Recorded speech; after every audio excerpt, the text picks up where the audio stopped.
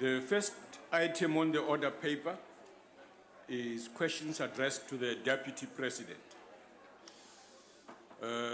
Members may press the talk button on their desks if they wish to ask a supplementary question. I wish to remind honorable members that the names of members requesting this supplementary question will be cleared as soon as the Deputy President starts answering the fourth supplementary question. The first question has been asked by Honorable T. Makondo. The Deputy President.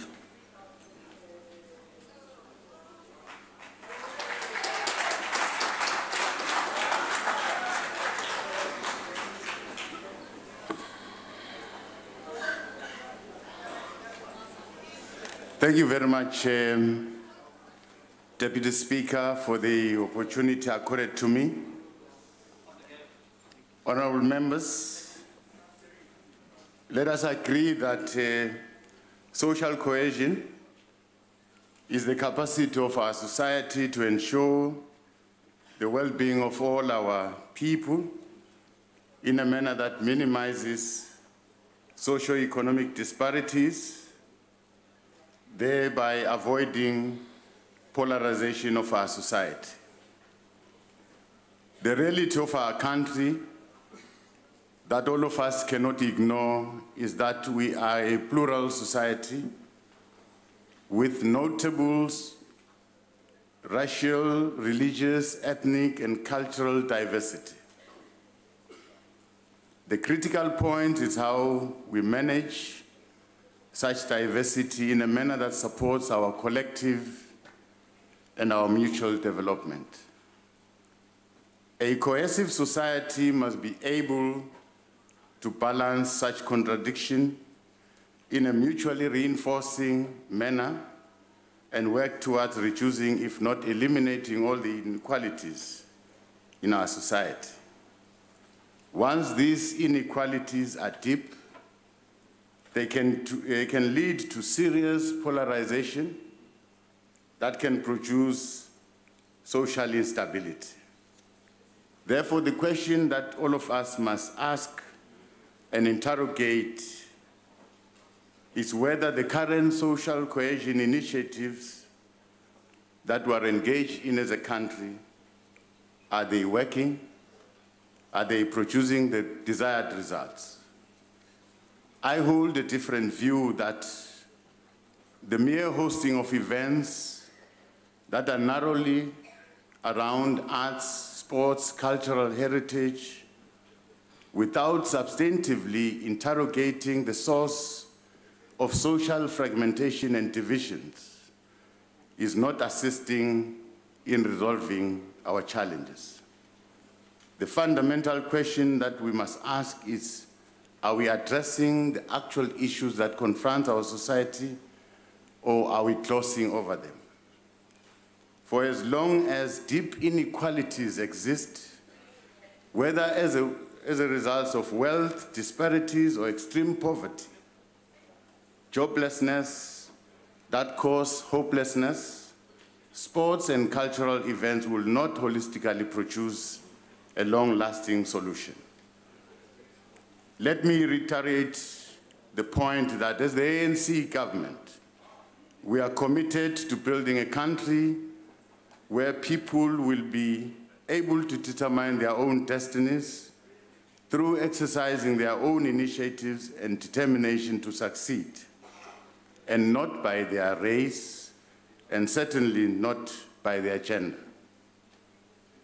We meet in this parliament of our people during the Human Rights Month, and in a year that we are celebrating the centenary births of our mother, Albertina Sisulu, and our founding president, Nelson Mandela. One of the enduring legacies of this parliament of our people was the crafting of our constitution, which President signed into law in Sharpeville on the Human Rights Day. Our constitution envisages a democratic state founded on human dignity, the achievement of equality and the advancement of human rights and freedoms.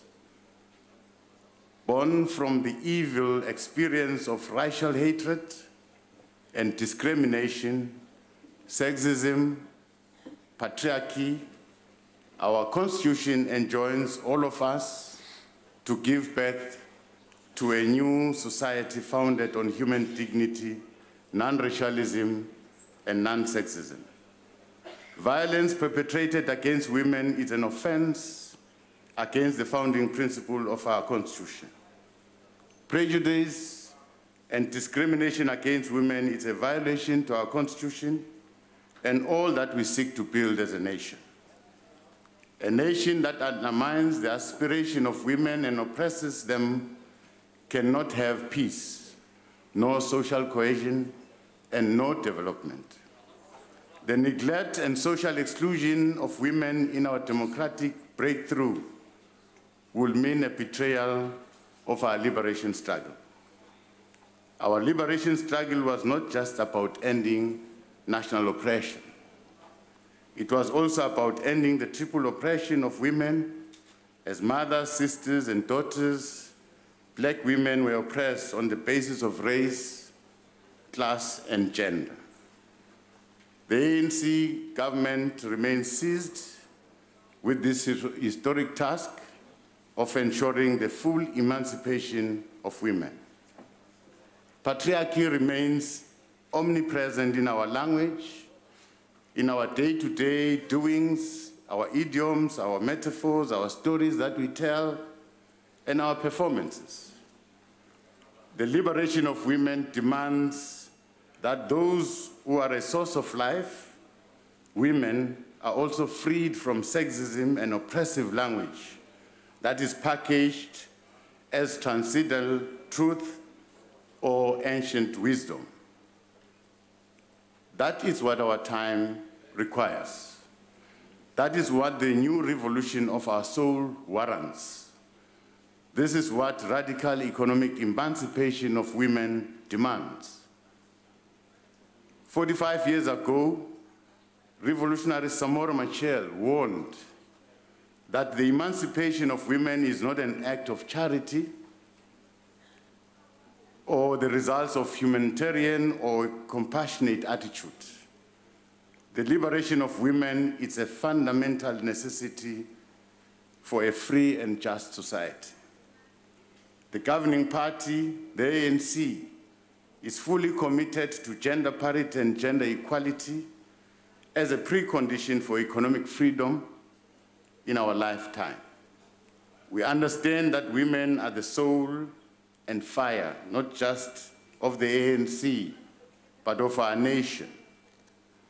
They remain the bricks and mortar building the dreams of a resilient nation.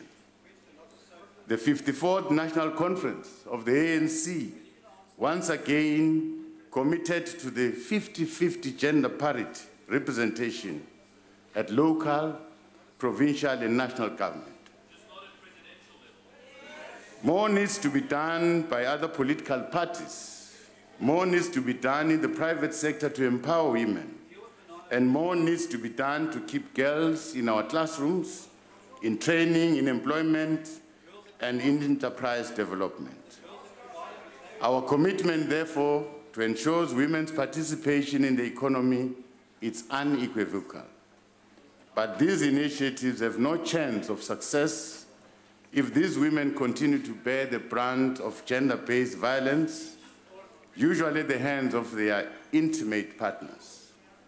Essentially, what I'm saying, programs that seek to build social cohesion must operate from a basis of empowerment that will address gender inequality, bring a sense of security for the vulnerable, and address the wealth gap that is racial in character. Thank you very much, Deputy. Honorable Makondo. Thank you, President. Thank you, Deputy Speaker.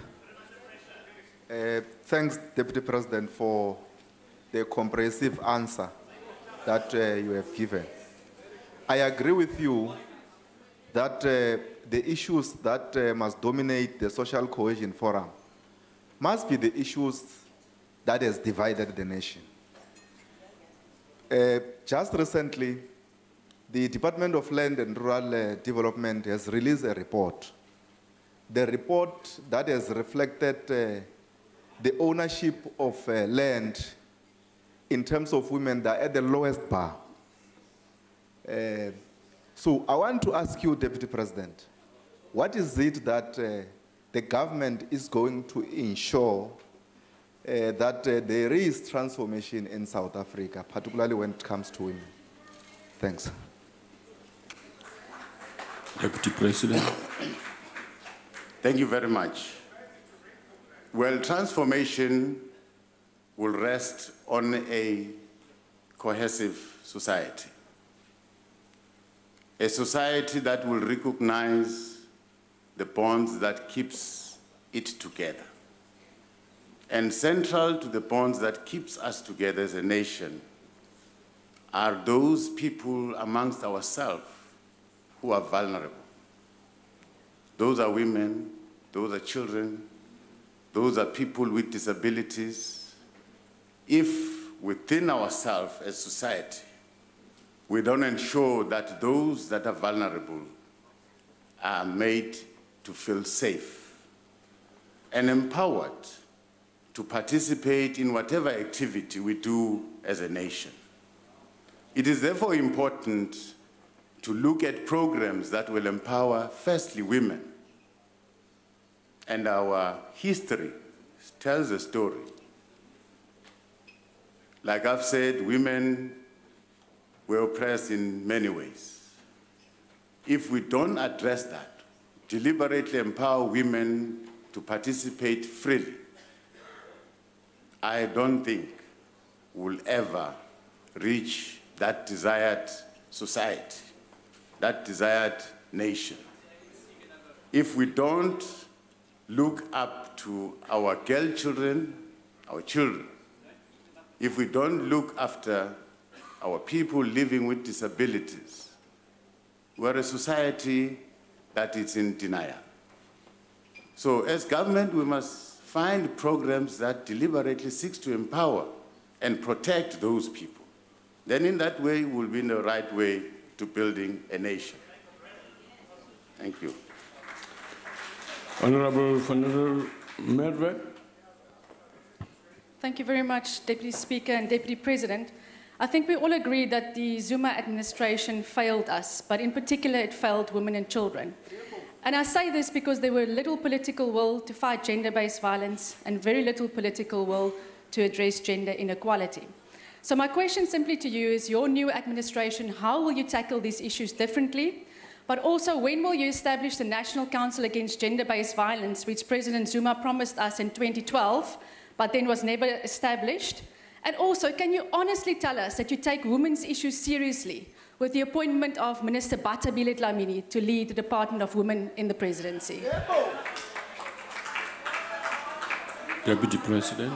I'm sure you'll allow me not to answer that question, because the appointment of ministers and my appointment, it's a prerogative of the president. Well, I don't want to sponsor my opinion.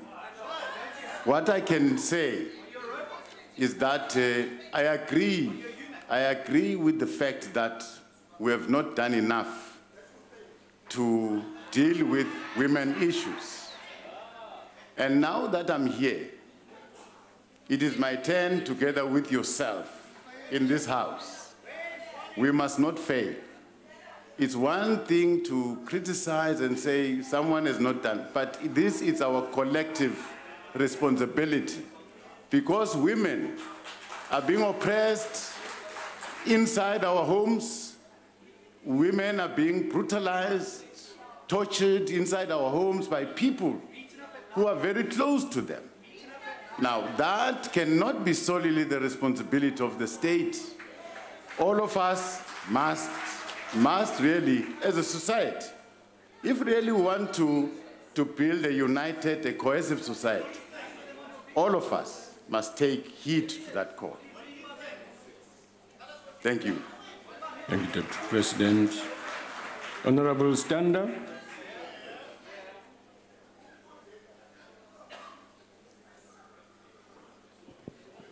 Mr. Mabuza, welcome to your first Q&A session.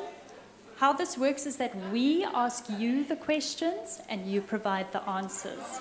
Yes. Next time, would you mind reading the question paper so that you can give us the relevant answers? Thank you.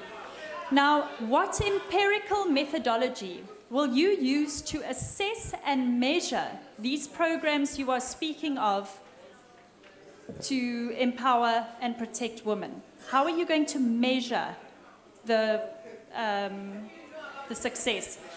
And secondly, if you believe in protecting women, why is Mr. Manana still sitting there after he was convicted by a court of law for assaulting women?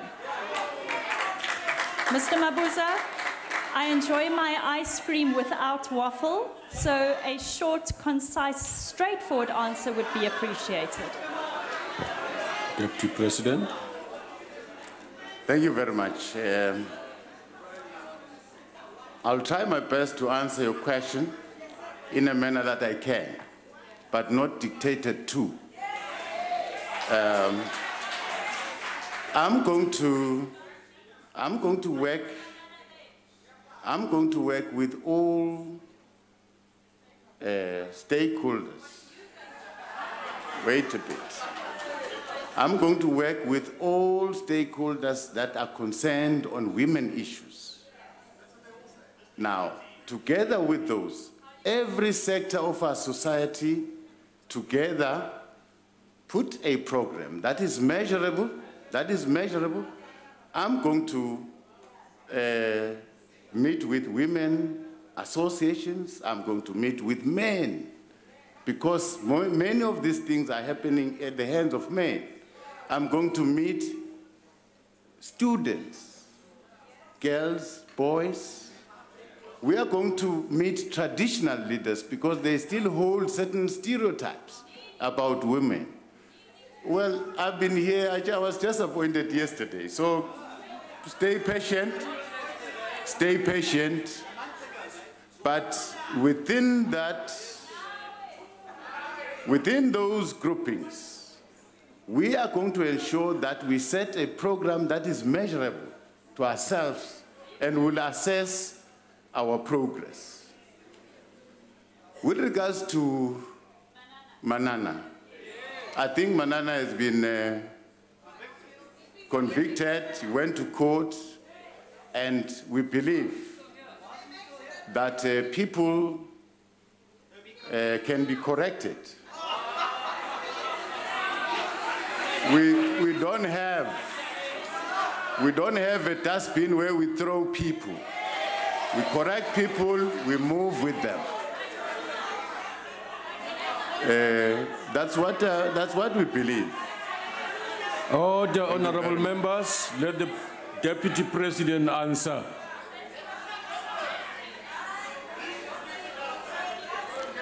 But the facts that are before me indicates that women are sexually abused, they are raped. The statistics in your country shows that is the biggest problem we are facing. Women are not allowed to express their views, depending on where they come from traditionally. Those are issues that we must approach because people believe in those things. But we must convince them that women are just like us, they're people. Thank you very much. Honorable Filtani.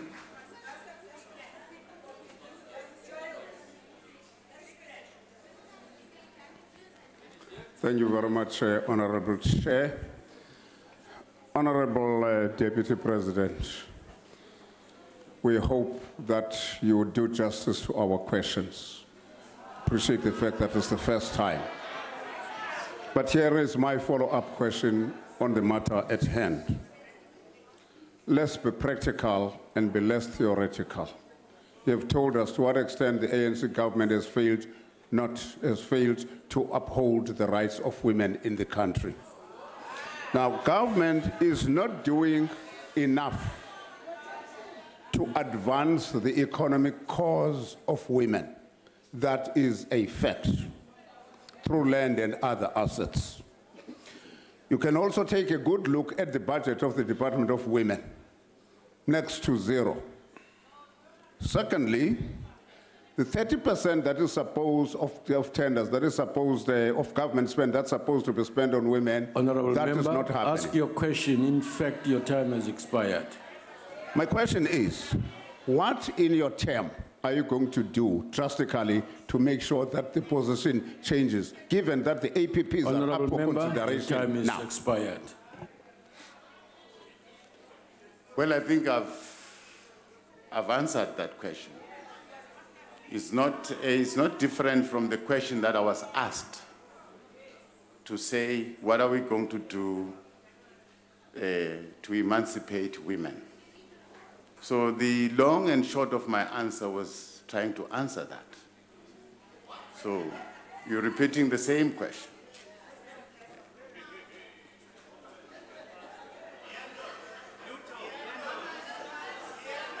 Honorable members, the next question has been asked by Honorable Steenhuisen. Honorable Deputy President. Thank you very much. Like I've said, Honorable Deputy Speaker, that we're meeting in this Parliament of our people during this Human Rights Month. One of the enduring legacies of this Parliament that we must never forget was the adoption of a constitution.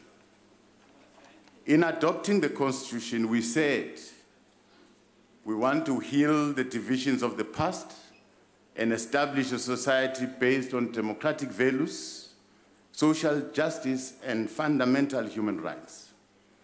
We entered into a covenant with the nation that through this constitution, we will lay the foundation for a democratic and open society in which government will be based on the will of the people and every citizen is equally protected by the law. The Constitution remains our moral compass and a lodestar in a society in which all should work, improve the quality of life of all citizens, in which we all feel free and release our potential as individuals to contribute positively to our country. Moral generation is a fundamental pillar of building a cohesive and a caring society founded on ethical values, and a foundation on which the society that we envisioned should be built on. When in government we speak of building a non-racial, non-sexist, democratic, and prosperous South Africa, an objective reality we have to contend with is how do we build such a society from a very polarized past that has shaped our history. It was under the sterling leadership of the former President Nelson Mandela that we agreed our country needed an RDP of the soul. We are a society in pain due to the years of oppression, marginalization, and deprivation of civil and political rights. We had no common nationhood, and the black majority of our country were treated as subhuman. In many respects, the soul of our nation remained broken along two parallels, that of the ruler and that of the subject. The heavy-handedness of security forces against our people and the accompanying high levels of violent crimes experienced in our society pointed to a spiritual malady of a nation seeking its renewal, its rebirth, its renaissance, and its nation building. Former President Mandela said, "From our national spiritual sickness, it will emerge the problems of greed, of cruelty, of personal and family failures. This," he said, "will help fuel the problems of crime and even corruption, and it will hinder our efforts to move forward at the required pace." At the Moral Regeneration Summit in 1998, former President Mandela pointed out to the symptoms of a spiritual malaise. Among others, these included corruption in both public and private sector, where office and positions of responsibility are treated as opportunities for self-enrichment. The corruption that occurs within our justice system, violence in interpersonal relations and families, in particular the shameful record of abuse of women and children, and the extent of tax evasion and refusal to pay for services that are rendered to us. From the onset, faith-based organizations, traditional leaders, and the public broadcaster were the critical partners of the moral regeneration. In 2008, South Africa's Moral Regeneration Movement Charter of Positive Values was presented to the retired president. It was meant to be a cornerstone of ethics and a moral compass for our nation. The charter was indeed to steer our nation towards the values of Ubuntu. These were values derived from our Constitution, the respect of human rights, respect for others and their dignity, and upholding equality. In the year of Nelson Mandela, we must be brutally honest and admit that the objectives of our moral regeneration movement have not produced the new citizen, the new nation that we envisaged in our Constitution. The levels of violent crimes remain unacceptably high. Girl children in particular and women in general remain victims of abuse at the hands of men that are supposed to treat them as fellow human beings and also provide care for them. They are physically and emotionally abused, raped, and murdered.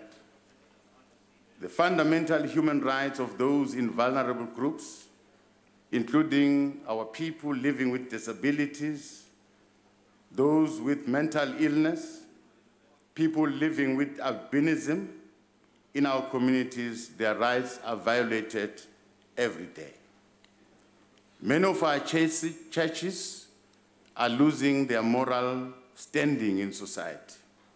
They are seen as places that financially exploit the poor, places that protect evil deeds of sexual abuse of young women and young men.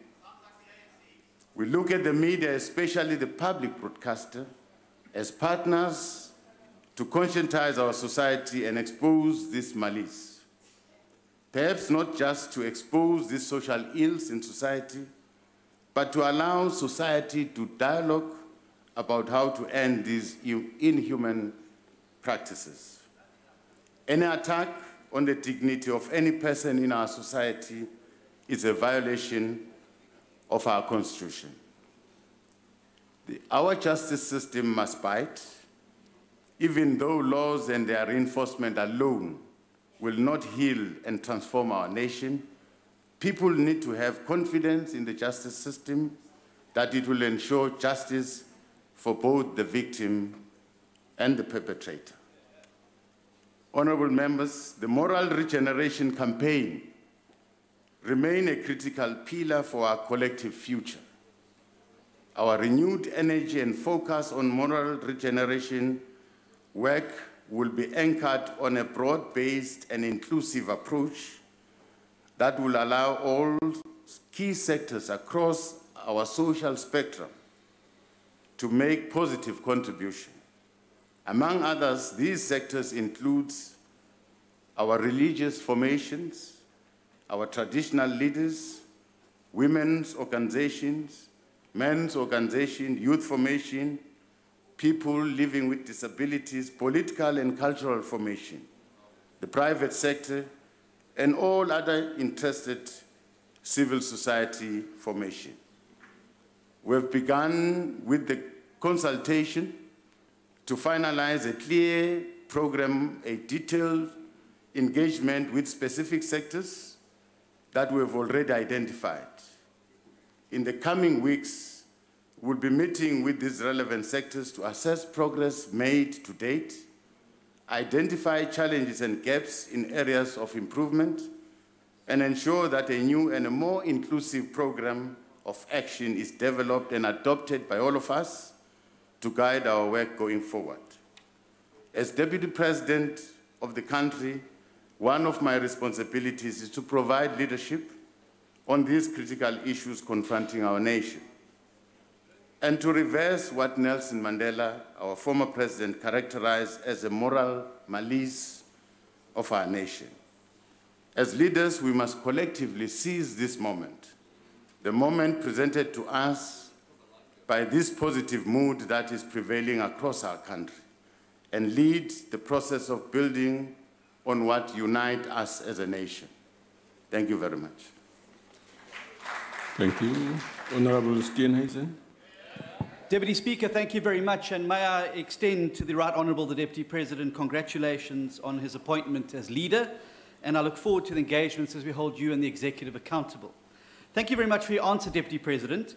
You'd be aware of the morally repugnant scourge of political assassinations, of political office bearers particularly, which have bedeviled our political landscape, and are indeed a violent crime and a spiritual sickness, as you refer to. How will you use your position, Deputy President, and your role as the champion of the Moral Regeneration movement to introduce initiatives to uncover what is behind the scourge of political assassinations, introduce moral regeneration initiatives to bring it to an end, and in particular, Mr. Deputy President, to uncover exactly who was behind the political assassination of Mr. Caswell Maluleke, Mayor of Bushbuck Ridge, in Mpumalanga, Mr. Jimmy Moshlala, Mbombela Speaker, in Mpumalanga, Mr. John Ndlovu, Eshlanzeni Chief Whip, in Mpumalanga. Honorable Deputy President. Thank you very much. Sorry, Deputy Speaker. Honorable Deputy President, one moment, please. Yes, Honorable Member. Thank you very much, Deputy Speaker. In terms of Rule 92, point of order, but Rule 142, 6 and 7, it provides that the follow-up question must be related to the original question. 1. 2, on a different note, this is out of order still in that if the Honourable Member wants to cast improper motives on the Honourable Deputy President, he must then do so in the form of a substantive motion. Thank you, Deputy Speaker. I ask for your determination for your ruling in this regard. Thank you. All right. The first part of your question, I think the President will answer that. The second part, that's speculation, I think. Go ahead, Honourable Deputy President. Thank you, Deputy Speaker. I'll seek to answer both questions. Well, the task that is facing all of us is to uphold our Constitution. No one is above that Constitution. For those of us who hold certain opinions, who hold certain views, who are holding certain allegations, we know what is the right thing to do. The onus is on us. We have created the necessary institution in this democratic environment so that anything that seeks to violate our Constitution can be reported to those institutions. I think honorable members must do the right thing. Otherwise, We must avoid a situation where we go around casting aspersions against people without any due process. This, I take it, is just a process to harm their names and their character. But I take it, the law enforcement agencies in our country must do their work without our hindrance, without our fiddling. Any matter that is in the hands of the police, all I can do as a citizen is to help the police conclude or find a criminal. The police alone cannot really achieve anything in their function to deter, to fight crime, if as members of our communities we don't cooperate with them. So if members here have any information about all the killings, the political killings everywhere, please confront the law enforcement agencies and report. Or if you know, go to the nearest police station and lay a charge. You normally do that yourself. You have laid so many charges. Now, it's one thing to go parallel to the law and cast aspersions and not report anything or lay a charge. You are allowed. You are allowed as an individual to lay a charge, but laying a charge means you must substantiate. It's easy to cast aspersions. It's not easy to substantiate on your allegation. Thank you very much. Honorable Hlengwa. Deputy Speaker, Yes, Honorable. the Honourable Deputy President answered the second part of the question, if you can call it an answer. The first part was what initiatives the Moral Regeneration Committee was going to put in place to deal with the scourge of political killings in South Africa. Honorable Deputy Point President. of order, Deputy Speaker. Can we Point allow of the Deputy order. President to respond, please? Order, Please. I've explained that the initiatives that we are currently doing, we've set in motion a process of setting engagement with all the sectors that I've listed. And in those engagements, we are seeking to isolate and prioritize issues that are a problem in our society.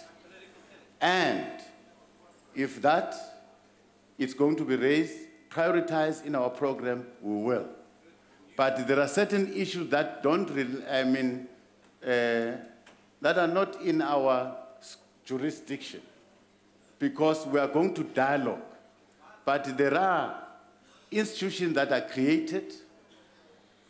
All what we need to do as this moral regeneration movement is to work with the law enforcement agencies, help them to do their work. That I've explained, that we'll be adopting a program that will be known to this country, and all the actors will be known to yourself. And you're also invited to join, because you are part of this country. Thank you very much. Honorable Hlengwa. Thank you, Deputy President. Thank you, Honorable House Deputy Speaker. Honorable Deputy President. Kufanele uchaze phela ukuthi awuyena uHlengwa usukuma ngaliphi igama. Ngoba manje amagama abhaliwe la likaHlengwa le umkhuleko. Kwenzeke iphutha Sekela Somlomo. Uboqala lapho isikhulu sami ngiyojabula mawuqala lapho ya. Ngiyabulela. Honorable Deputy President, you correctly state that moral regeneration is a pillar of our future. And few years back, the ANC's aligned causes instructed learners across schools that if teachers beat them, they must beat the teachers back. And these days, we see a lot of these activities happening in our schools. And my question is, what message can you give to COSAS? And what will you be doing to change the situation around? Because teachers today are continuing in beating children, and children are beating teachers back. It's a whole mess in our schooling system. Thank you. Well, one thing we must recognize is that this is a situation that has been designed by our past, where we come from. But we can't always point at that past. As people living in the present, we need to find solutions of these problems that we inherited from the past. Now, the situation in our schools, probably our involvement will be in trying to find a lasting solution, building bridges and relations between our teachers, our parents, and our learners. Because a school is a school because of the three parties. Now, a situation happened where the discipline within our schools broke down. And it broke down because learners were resisting a system. And parents were cooperating with that system. And learners had to refuse. Now, that's where learners and the parents went different ways. Now, teachers were spectators in the middle. They could not come in and say to learners, the use of Afrikaans is wrong. You can't impose Afrikaans. Learners had to take it upon themselves to go to the streets against the will of the teachers, against the will of the parents. Now we must go back and say, you are learners, these are your teachers, these are your parents. Find the way of cooperating. And learners must now, in a free South Africa, must make time to learn, must focus on their learning. Our teachers must focus on their teaching. It's not only the learners that are on the wrong. You will agree with me that in a number of instances there are news that teachers are having affairs with young girls, which now children, when they're at school, they are in the hands of, learners, when they're at school, they are in the hands of teachers, which should replace a parent.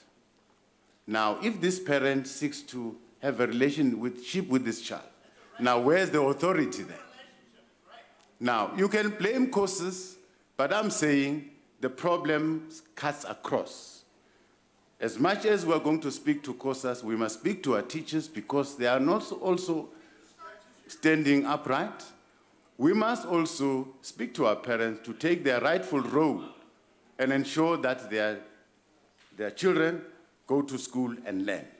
Thank you very much. Thank you, Deputy President. Honorable Tlawam, is Honorable Tlawam here? Yes. Go ahead, Honorable Member. Thank you, Honorable Deputy Speaker. Congratulations to the Deputy President. Honorable Deputy President, it's unfortunate that you are not a good example of a moral leadership. You lack credibility. I want to know if yourself, you have been rehabilitated since you were part of the Premier League, the rot of the past Zuma administration. How are you going to champion moral regeneration? Honorable Chauke. The honorable member is casting aspersion to the Deputy President, and the fact is that we cannot be standing contesting on the rules all the time. The Deputy Speaker, please, if someone is out of order, call him out of order. Honorable Chauke. You raise your point of order properly. Don't throw stones at me in addition to what you are raising, right? You are out of order. Honorable Tlowama, when you expect the Deputy President will respond to you if he wishes to. But when you raise your question the way you do, you are inviting me as a presiding officer and whips into your question and thus create a problem. You can do better than that. Honorable DP, you want me to rephrase my question? And be in order. You don't have to revise it, just be in order. Okay. And withdraw the sort of aspersions you throw at a member of the House without having raised anything substantially as part of your story here in the House. Just keep quiet. Honorable members, honorable members, allow the member to speak for himself. Please. I don't want your assistance. No, I don't want your assistance, members. Please. No. This is a low quality of members. No. Honorable DP, just be specific to me what to withdraw. Just be specific. Honorable member, when you say you are not an example of what you are saying, that's casting aspersion on the member. What do you mean? So you withdraw that. No, it's not. I'm not casting an aspersion. It's true. Honorable member, you are worse. You are worse than I thought. You withdraw that remark, ask your question, or sit down. Deputy Speaker, I don't know between you and me who's worse because I don't understand what you mean I'm worse. It's Honorable part member, of the rules. You have a right to make any remarks as long as they are in order. Yeah, but if you choose to run... I asked you, be specific. I told you. What? Because it's true what I'm saying. He can't lead Moral Regeneration. He even failed in Mpumalanga as a premier. Honorable member. In 2017, Honorable Auditor member, General. Honorable Tlowama, you are supposed to bring any such statements in the House in a proper manner. And that's not a proper manner. Yeah, so because you have not done so. Just keep quiet. And you are not going to do so in the next minutes. I ask you to withdraw that inference. No, I say, I understand what you are saying, but you agree with me, it's true. I'll bring statement. But what I said is true. Honorable member, please withdraw that. You withdraw what you have just said. Which one, Deputy Speaker? You withdraw exactly what you have just said. What you are saying is true. You must withdraw that. And if you don't want to withdraw, honorable member, we've got business of the House here. Yeah. There's good fresh air outside. Deputy Speaker, if there's good fresh air, you can go with me. But what I wanted to know, honorable member, withdraw please unconditionally. Do you want me to withdraw the truth? Honorable member, withdraw or leave the House. I'm going to leave this House. Leave the House. This is the truth. Honorable member, just leave the House. Honorable Misha. Honorable Misha.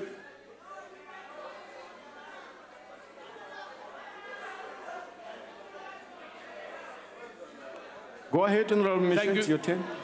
Thank you, Deputy Speaker. According to the Moral Regeneration Movement's website, the origins of the MRM dates back to 1997, meeting between former President Nelson Mandela, key South African faith-based organization leaders, and others to discuss spiritual transformation. President Mandela highlighted the role of religion in nation building and social transformation, and the need for them to work with the state to overcome the spiritual malaise underpinning problems with crime. Does the Deputy President and government agree with the original aim of MRM?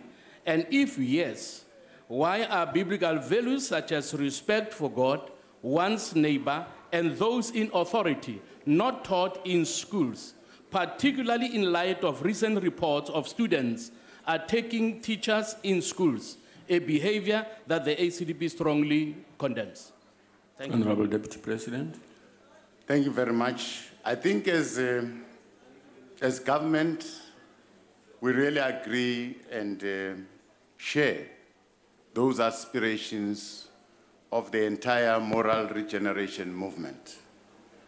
But because, as I've said, religion was seen as a central pillar in the whole movement, we therefore cannot prescribe, because in terms of our constitution, we are a secular state.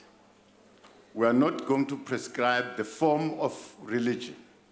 But whatever religion is being practiced must conform and must adhere to our constitutional principles.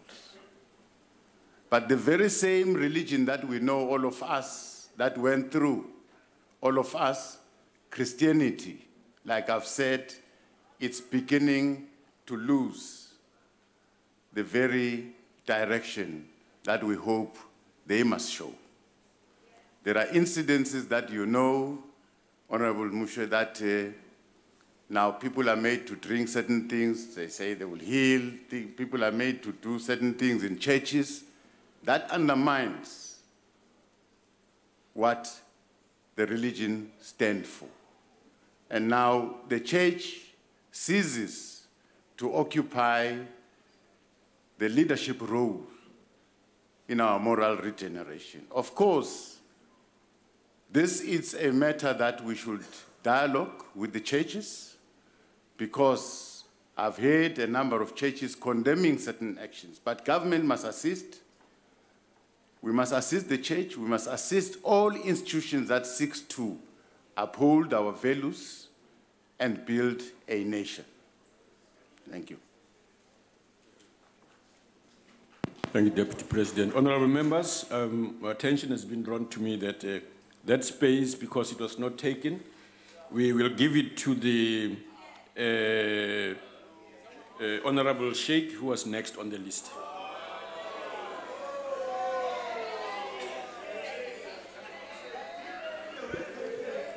Thank you, Honorable Deputy Speaker. Deputy President, let me welcome you to your maiden question and answer session. But let me start off by asking Deputy President, I heard us talking about political murders. But what about the political murder of Robert Jean Cora Smith?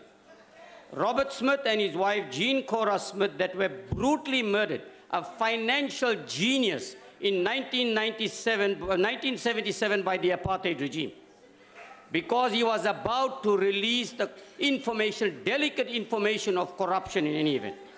But coming back to the question here, Deputy President, we all understand and know that the socio-economic conditions under which our people live in today. Now, in your plan of action in wanting to create a better society, together with the religious organizations and other stakeholders, would you ensure that the community themselves have a greater role to play in Honorable this? Member, Thank you. Your time has expired.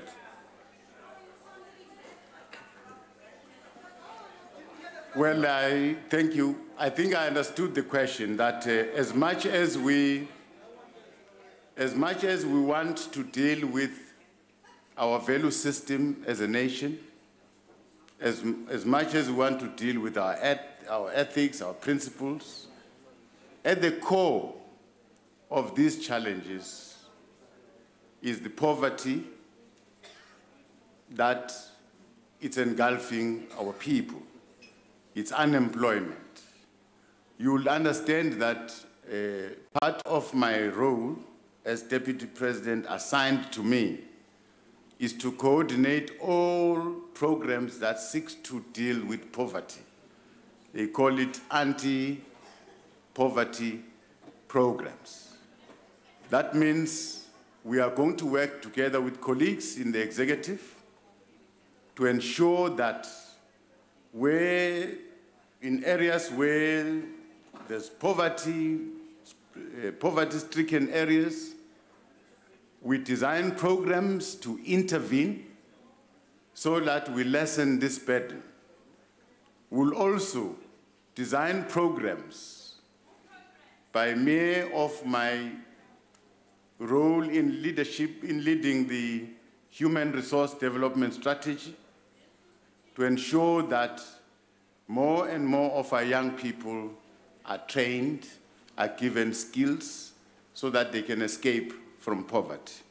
Their chances of finding employment are increased.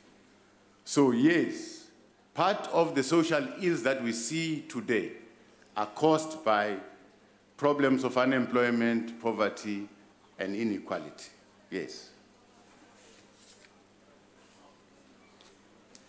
The next question has been asked by Honorable Shivambo. Honorable Deputy President. Thank you very much. Honorable Member Shivambo, one of the biggest problems, as you know, that is confronting all developing nations of the world today, especially the African continent, is the illicit and illegal movement of money, extraction, and capital flight of our natural resources. If you see today, the question that we're discussing today is topical in Zimbabwe. Correctly define this illicit financial flow should, for us to be characterized as the re- and neo-colonization of a special type. They constitute organized crime, just as corruption, tax evasion, and racketeering steals from the national fiscus. These are monies that could be better spent on economic infrastructure, education, and social services. It is monies that could be better spent on growth, development, deficit reduction, and the reduction of the indebtedness across the African continent. In the final analysis, these illicit financial flows steals from the people. Accordingly, they should not be treated lightly as misdemeanors. They should be recognized for what they are: organized crime and corruption. They represent a significant opportunity cost on the poor. They create deeper inequality, unemployment, and poverty. We therefore need to respond in equal measure and within the requisite firmness and decisiveness and strong legislative and criminal justice mechanism to root out this crime. A further problem confronting especially the African continent concerns the illegal movement of money or capital from one country to another country. Globally, this phenomenon of illicit financial flows manifests itself in various ways, including, among others, the import and export trade, misinvoicing to evade custom duties, evasion of VAT or income taxes, using trade-based money laundering techniques by mixing money from legal sales with money from proceeds of crime such as drug sales, using offshore shell companies to transfer money from one country to another, as well as illegal cross-border transfer of goods to evade customs and taxes. The report of the AU's high-level panel on illicit flows that was led by former President Mbeki gives an indication of how Africa's development is negatively constrained by illicit financial flows of resources. So resources that are meant for our development are diverted inappropriately. There seems to be consensus that we need to improve and sustain cooperation among countries to tackle this problem of illicit financial flows. As South Africa will continue to cooperate with the rest of the continent and the world to stem this tide. More specifically, it is critical to strengthen the capacity of our institutions to institute measures and strict controls that enable us to detect and prevent illicit financial flows and profit shifting. There has been to be seamless coordination between our Reserve Bank, our Sars, the Financial Intelligence Center, and all our law enforcement agencies. Consequently, the South African government has implemented a number of interventions to enable the fight against illicit financial flows. The Reserve Bank monitors outflows and inflows through administration of exchange control in terms of a delegation from the minister. To the extent that the Reserve Bank and our Financial Intelligence Center identifies any criminal violation, they report such activities to our prosecuting authorities over and above what they do themselves. The Reserve Bank and SARS work closely together to monitor the movement of money. Application for cross-border transactions often require tax clearance by SARS to ensure that tax risks are being reduced. Ongoing interaction between the two means that attempts to move capital offshore for tax reasons are reduced. Yes, much more still needs to be done in this respect. However, we are yet to see the attendant criminal justice responses and consequences to curb this crime. The poor expect us to act and intervene on their behalf. They expect us that we should treat crimes of greed with the same vigor that we treat any petty crime.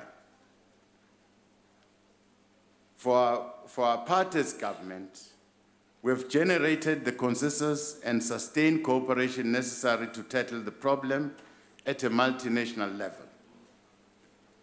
For your part, as this legislature, you must engage whether you should not initiate necessary legislation to try and fill in the gaps that might be there. Here at home, we are strengthening our institutional capacity to monitor, detect, and prevent profit sharing. The Reserve Bank, SARS, Financial Intelligence Center, and all other law enforcement agencies are working seamlessly together. But this does not mean there are no gaps in between, which still allows money to leave our country. Probably the day we will see some arrests, our public will be confident that the law is taking its course. Something is being done, people have been arrested. Our people need to see our prosecuting authority acting, and they want to see the administration of justice. They want to see monies being recovered, those that were illegally taken out of our country. They want to see goods being stopped at our borders, goods that are illegally taken out of our country. Thank you very much. Honorable, thank you, Honorable Deputy President. Honorable Shivambo. No, thank you, Deputy President. I don't know which institutions are you talking about, because in our official interaction with the South African Reserve Bank and the Financial Intelligence Center and SARS, they pointed that they are not doing anything about tax-based erosion. And you are saying that they're working seamlessly. So tax-based erosion is where profits are shifted and there is no adequate legislation in South Africa to deal with that. So I don't know what you're talking about when you say they're working seamlessly. What is the working seamlessly? What are they doing exactly to deal with this phenomenon? Because in their individual separate responses, SARS says that we do not have the legislative instruments to deal with this problem. The president of the ANC, when he responded, he said that tax avoidance is not a crime in South Africa. The Reserve Bank says the same thing, that we do not have the muscle to deal with these issues. So I don't understand what you're talking about when you say that all these institutions are working seamlessly to deal with it, and there's going to be arrests that can be effected according to which law in terms of what is required. I think that is one thing that you might need to clarify, because your response can't be a reflection of reality. Thank you very much.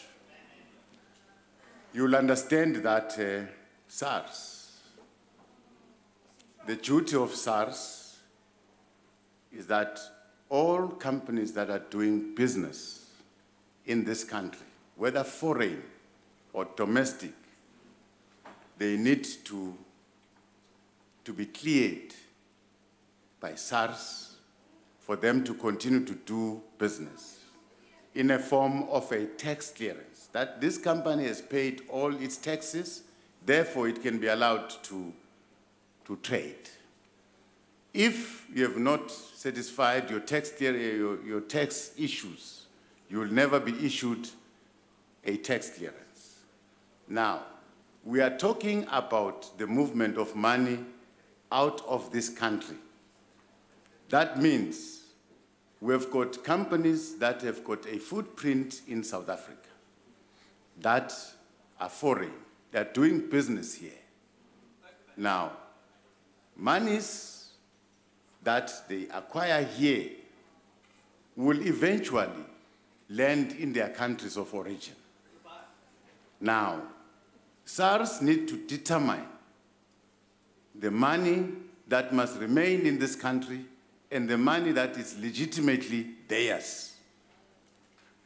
Because we're not saying, there's no law that says no money must leave this country. But money, if you have made so much, you must pay tax. So SARS cannot stand back and say, we are not involved in this movement of money. The Reserve Bank is also, can't distance itself, because in terms of the number of goods, when we call it imports and exports, the number of goods that come into the country and leave the country, they must be recorded. They must be recorded, and some of the goods are not recorded. And those goods are monies that must be recorded. So that means money is moving parallel to the system that we've created. If we continue make noise about our borders to say they are porous, that means there are movements. There are movement of goods in and out that seeks to avoid the institutions that we've created. So all this, the Financial Intelligence Center, which is central, working together with these institutions, must establish, must monitor the movement of money. And it has happened. If you can dig deeper, there are companies that their monies have been withheld because they were evading. They had to be forced to pay tax. The same situation that is currently happening today in Zimbabwe. These companies, they've left with the money and they are forced now to bring back the money into Zimbabwe. So the president announced that he will establish a commission on tax administration matters. That commission obviously will work with SARS, obviously will work with Treasury, obviously will work with the Reserve Bank, will work with even law enforcement agencies on all tax matters, evasions, movement of money. That commission will lay its hand there. Thank you.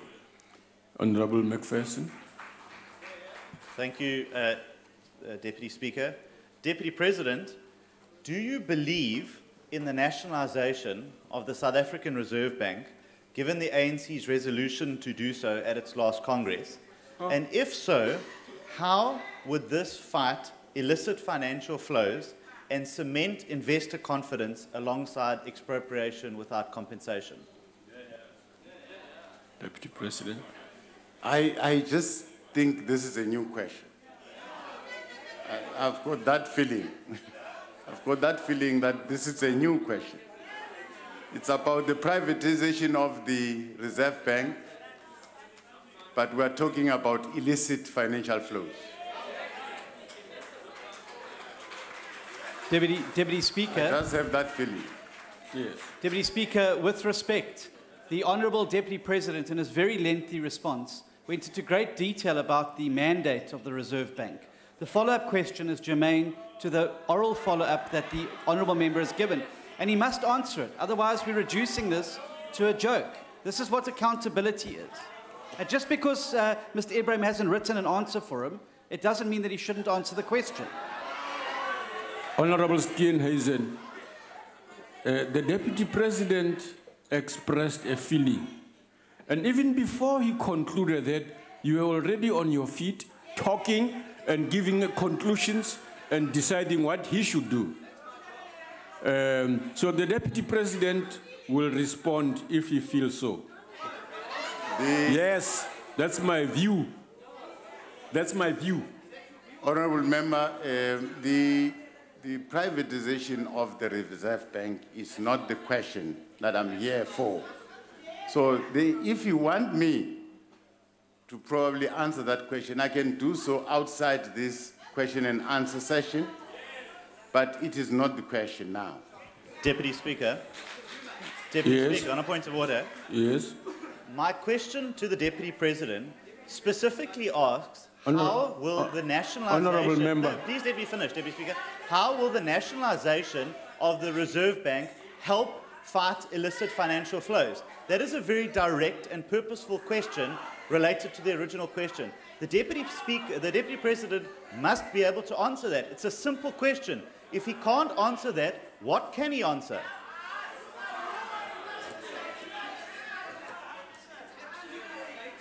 Point of order. Honourable Chauke, what are you raising on? Point of order, Chair. I want to bring your attention to Rule 41.26, which deals with totally a new question. The question must arise from the original. Secondly, you have made the ruling, Deputy Speaker, and the Deputy President has responded that he will not be able to deal with this matter now. So the matter falls away. Honourable Deputy President, please.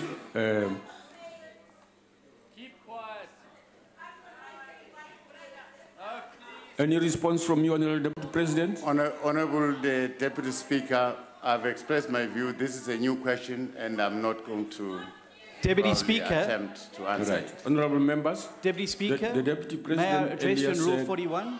Honourable Steenhuisen, Honourable Deputy President did say earlier on that he is prepared to respond to the question as posed originally by its original poser differently. Deputy Speaker, this is an oral question session laid down in terms of the rules. I know that. Can you please then make a ruling, not your view, can you make a ruling that this is a new question so we can take you to the Rules Committee and teach you a lesson? Honourable Chauke, take your seat. Honourable, no, I'm not going to make a ruling. No. I will not, precisely because of the way you've done it, I'll use that as the reason why I'm not going to answer you. I'll teach you a lesson, yeah. Yes.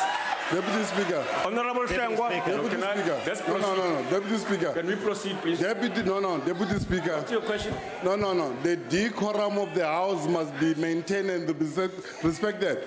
Honourable Steenhuisen must withdraw what he has just said to you. It's a threat. It cannot be allowed in the House. And especially now that we are in front of us, we have been the Deputy President of the country. Yeah. We must maintain the decorum of the House at all costs. I agree with you fully. Honourable members, please let's maintain the decorum of the House. Language that is improper will not be used. Honourable member, let's deal with each other properly. Honourable Station, can I implore you that we proceed? Can I address you in terms of Rule 26 of the National Assembly rules? Would you like us to proceed, please? I would like to address you in terms of the rules of the National Assembly, if I may. It's your job to preside. I've heard you there. Yeah. What are you are saying, required, when points of order made, to make a ruling on matters. Are you deferring this ruling, or are you just simply not going to do your job? Honourable members, I have ruled on this matter, and I told you that I will not answer it and I'm, as a Deputy way... Speaker, may I refer you to Rule 26.4 of the National Assembly Rules? Okay. 26.4 says that the Speaker must act fairly and impartially, and importantly, please listen, apply the rules with due regard to ensuring the participation of members of all parties in a manner consistent with democracy. Your refusal, and what you've just said now, and the denial of a question which is absolutely germane to the oral follow-up, is an abrogation of your duty, sir. You're failing the House. All right. Honourable Deputy Speaker, on a point of order. Can I? Yes, Honourable Member, yes. Honourable Deputy Speaker, we are tired of the DA's tantrums. The Deputy President has responded to the question. So, has responded. He said he cannot respond to that question now. So why can't you take that? And it's a new question, what you are asking him. Deputy Speaker. Honourable Member, please let me not allow you. Deputy Speaker. You have... Just for... Deputy Speaker, please, if I may address you. The question by the Honourable Shavambu speaks about... No, Honourable Member, you are explaining... Speaks Honourable about Member. the Reserve Bank's ability to fight illicit financial flows.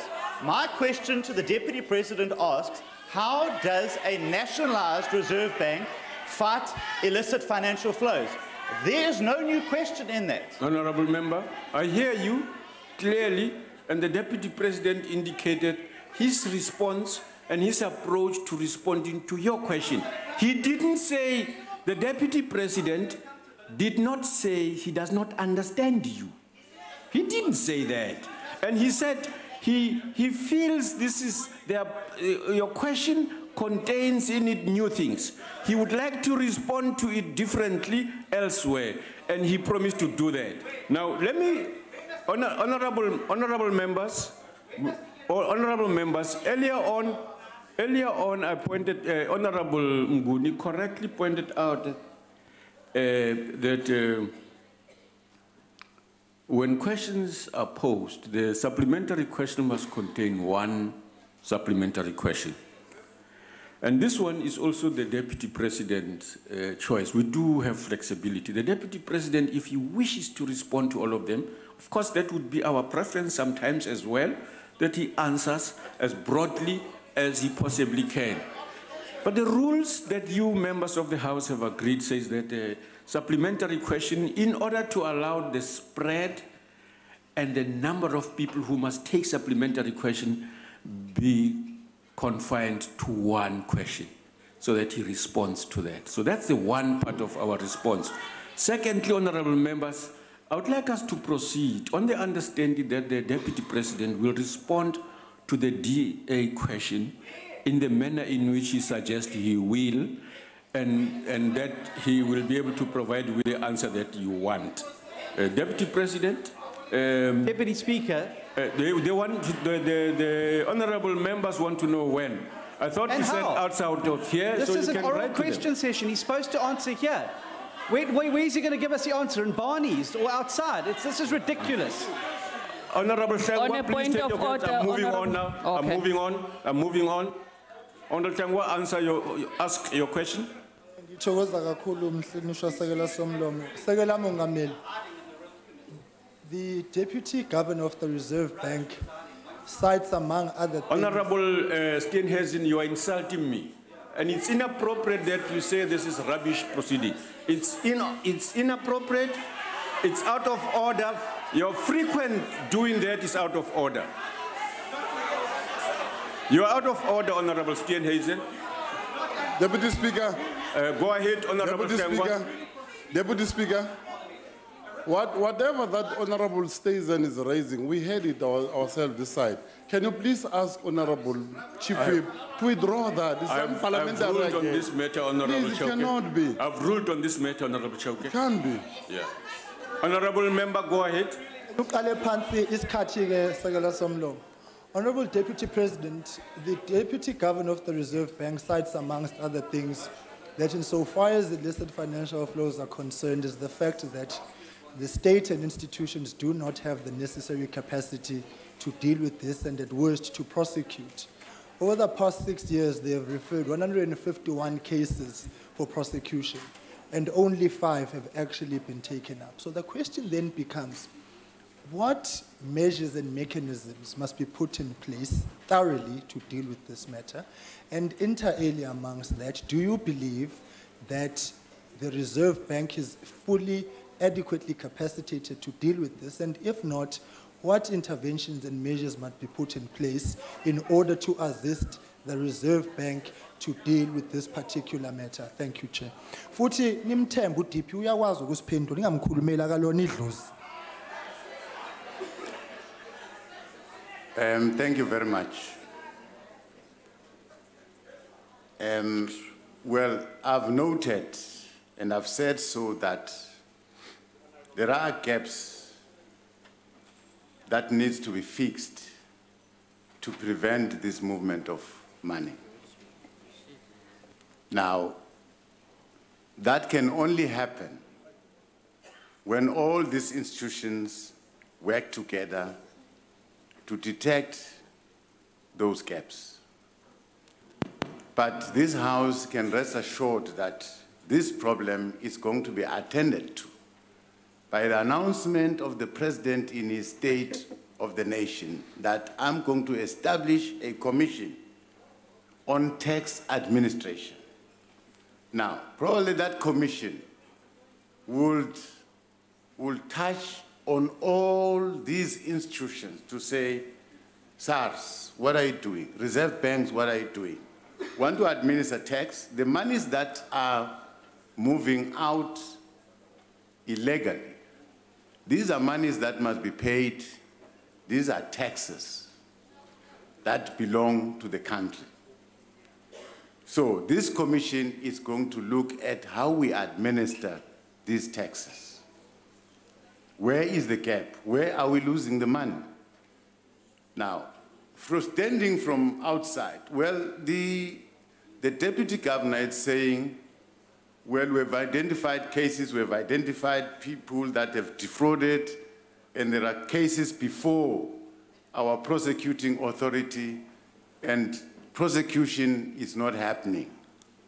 But to prosecute, the Reserve Bank must be able to give evidence to say this has happened, this has happened, and this happened. And those companies have got the right to reply.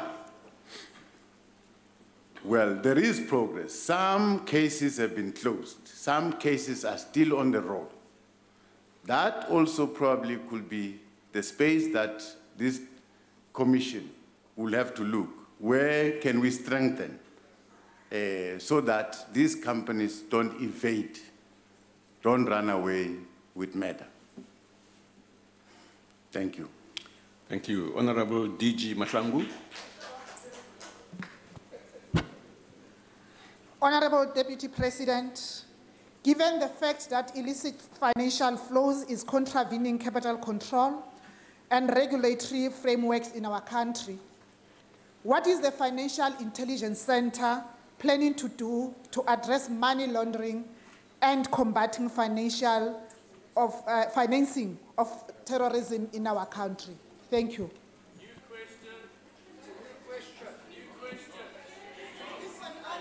Deputy President. Thank you. Thank you, Honorable Member.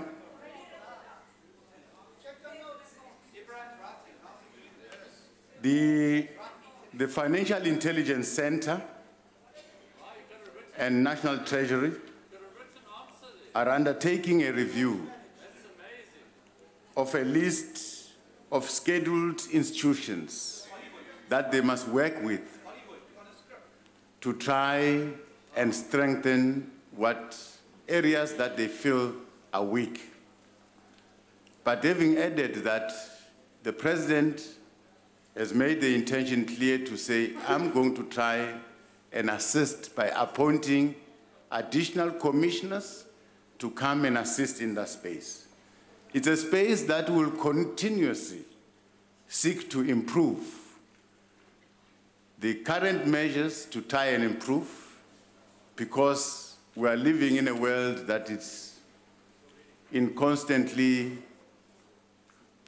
changing, a world that is constantly advancing in terms of technology, So more improvements will be ongoing, but currently we have to deal what we can, what is within our ability and capacity to deal with as a country. Our capacities as countries differ, and our ability to cap this will always differ depending on what we can do, what is available, what is our ability. But as South Africa, I can assure you that we are better off in terms of all the institutions that were put in place to prevent this problem. With this commission coming into place, I think we're going to come up with new innovations that will seek to improve this regime. Thank you very much. Thank you, Deputy President. And the next question is asked by Honorable C.C. September to the Deputy President.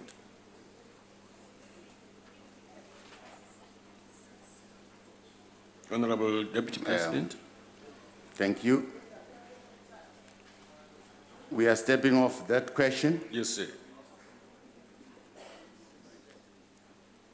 Going to question the issue and the question asked by the honorable member is based on our human resource development strategy of our country.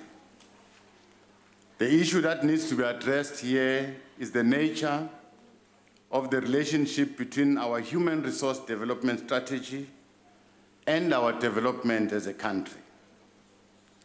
For our country to develop, we need a skilled workforce so that as a nation, we are able to raise our competitiveness and are able to respond to the dictates of any modern economy. Therefore, our skills development interventions must respond to what we want to achieve as a nation, we want to achieve in our developmental agenda. Access to higher education has always been an issue for the poor. The fee-free education addresses the barrier that is prohibitive to development of the general poor and their escape from poverty. We have thus introduced a fee-free quality education to ensure that we open the doors for the poor who would ordinarily not have access to higher education. The provision of free higher education is a victory for all the people of our country. It is a victory for the sacrifices of generations of freedom fighters that you can name. It is a victory for our heroic youth struggles. All the 1976 generation, this is their victory.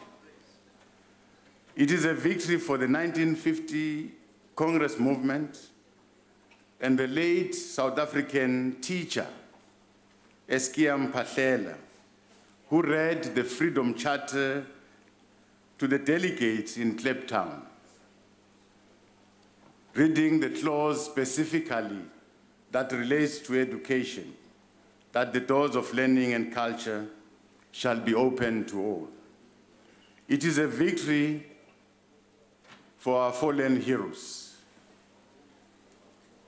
Our heroes like Hector Peterson and many others. Those are the people who fought for a free, just education system. In achieving this generational mission of opening the doors of learning to all our children, of our domestic workers, gardeners, mine workers, teachers, and unemployed, we are day by day realizing the transformational imperative in our constitutional democracy. The preamble of our Constitution also enjoins all of us to recognize the injustice of our past and to honor those who suffered for justice and freedom. And we have no doubt that this House, this People's Parliament, will continue to work in unison to ensure that no one renders meaningless this dream of the millions of our impoverished masses who need education to improve their lives. And let us always be guided by the wise counsel of our founding President Nelson Mandela, who said, "Education is the great engine of personal development. It is through education that the daughter of a peasant can become a doctor, that the son of a mine worker can become the head of a mine, that the child of a farm worker can become a president of a great nation." Honorable members, one of the main pillars of our human resource strategy is the supply of the adequate skills that our country needs, especially scarce skills, through further and higher education and training.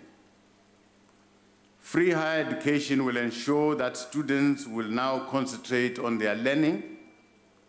If they focus on their core business of learning, we expect that the overall performance will improve. The unique feature of free higher education is the funding of the total costs. That means your meals, your education, your books, your accommodation, and other needs that our students need. Thus far, the challenge for many students is that they were partially funded. Previously, financial support tended to cover some aspects and not all the needs of our students. Through this free higher education, we expect that the performance of our students will improve. The serious matter of students dropping out will also be reduced. In this way, the development of our human resource will be greatly enhanced. There are many students who enter our TVET colleges, who enter our universities, who have all their life depended on the state social grants. They have been in our township and our rural schools, benefiting from our nutrition programs. Access to education and skills training provides the best prospects for these millions of young people to escape from this cycle of poverty, help their families, and contribute to national development. And these learners should never be left on their own without food, accommodation, books, and transport money when they enter the gates of higher education. We believe the support we are providing as government will go a long way in reducing the risk that young female learners are facing. It should deter them from transactional sex and unprotected sex with abusive elderly men. It should help reduce gender-based violence, unwanted pregnancies, and the spread of HIV and AIDS. It is common knowledge that where the total needs of students are catered for, such students stand a better chance to successfully complete their studies. The South African private sector must also find it necessary to continue to invest in the education system of our country, because an appropriately skilled population is a huge benefit for our economy. Thanks to the progressive policies of this government, day by day, in education, in health, in housing, we are restoring the dignity of all South Africans. Many of those with no skills are in the forefront, were in the forefront of our struggle, and today they feel like they've been betrayed and forgotten. They cannot take care of themselves and their families. Many did not finish high school, they've never worked, and they live like beggars, stripped of their dignity and identity. This is a very familiar South African story, which must give all of us sleepless nights. We cannot build a nation if more than half of South Africans live in poverty, hopelessness, and without dignity. Our social compact between government, business, and labor must speedily reduce the number of young people not in employment, not in education, not in training. In leading the Human Resource Development Council, working together with the Minister of Higher Education, I will be championing the cause of these young people who have given up on looking for employment, who have given up in life. Oliver Tambo once said that a country that disregards its young people does not deserve a future. It is also concerning that our interventions have not had the impact in reducing the number of women not in employment, not in education, not in training. We must not only grow our economy to absorb young people into employment, equally, we must also skill them appropriately for both low skills, labor-intensive jobs, as well as high-skilled jobs needed for a modern, diversified economy. Thank you very much. Thank you, Deputy President. Honorable September. Thank you very much, Deputy Speaker, Deputy President. Indeed, education is not a static commodity to be considered in isolation from its greater context, and therefore progressively realizing access to education through the fee-free provision must be seen as a positive contribution. Deputy Speaker, an effective anti-poverty strategy should incorporate enhancement of education and skills, especially for women and the poor. Deputy President, what strategy does government have to work in a coordinated way to deliver opportunities for human development in order to have a more educated and skilled citizenry so that we reduce disparities in wealth and poverty and improve the country's Gini coefficient? Can government ensure that those in South Africa who have suffered from discrimination in the past are put in front of the queue of national priorities, as done with fee-free education continuously, and as everyone has inherent dignity and it must be respected? Not being able to be given opportunities to develop impairs dignity. I thank you. Honorable Deputy President. Thank you very much.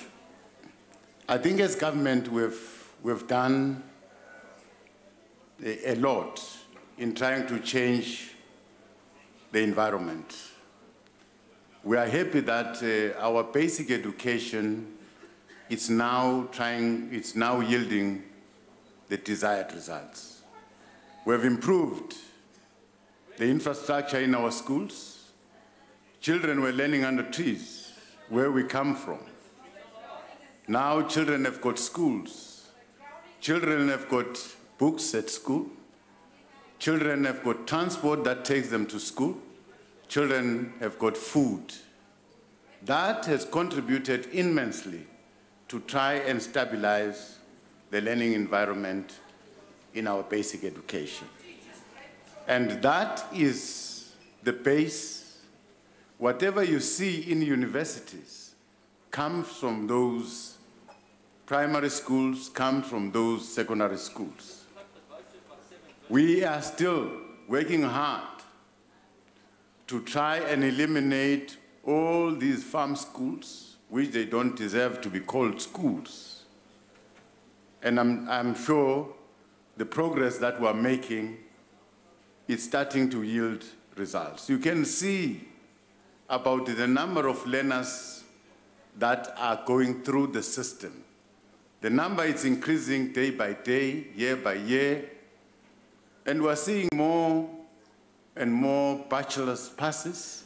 We're seeing more and more diploma passes, that should be a good sign.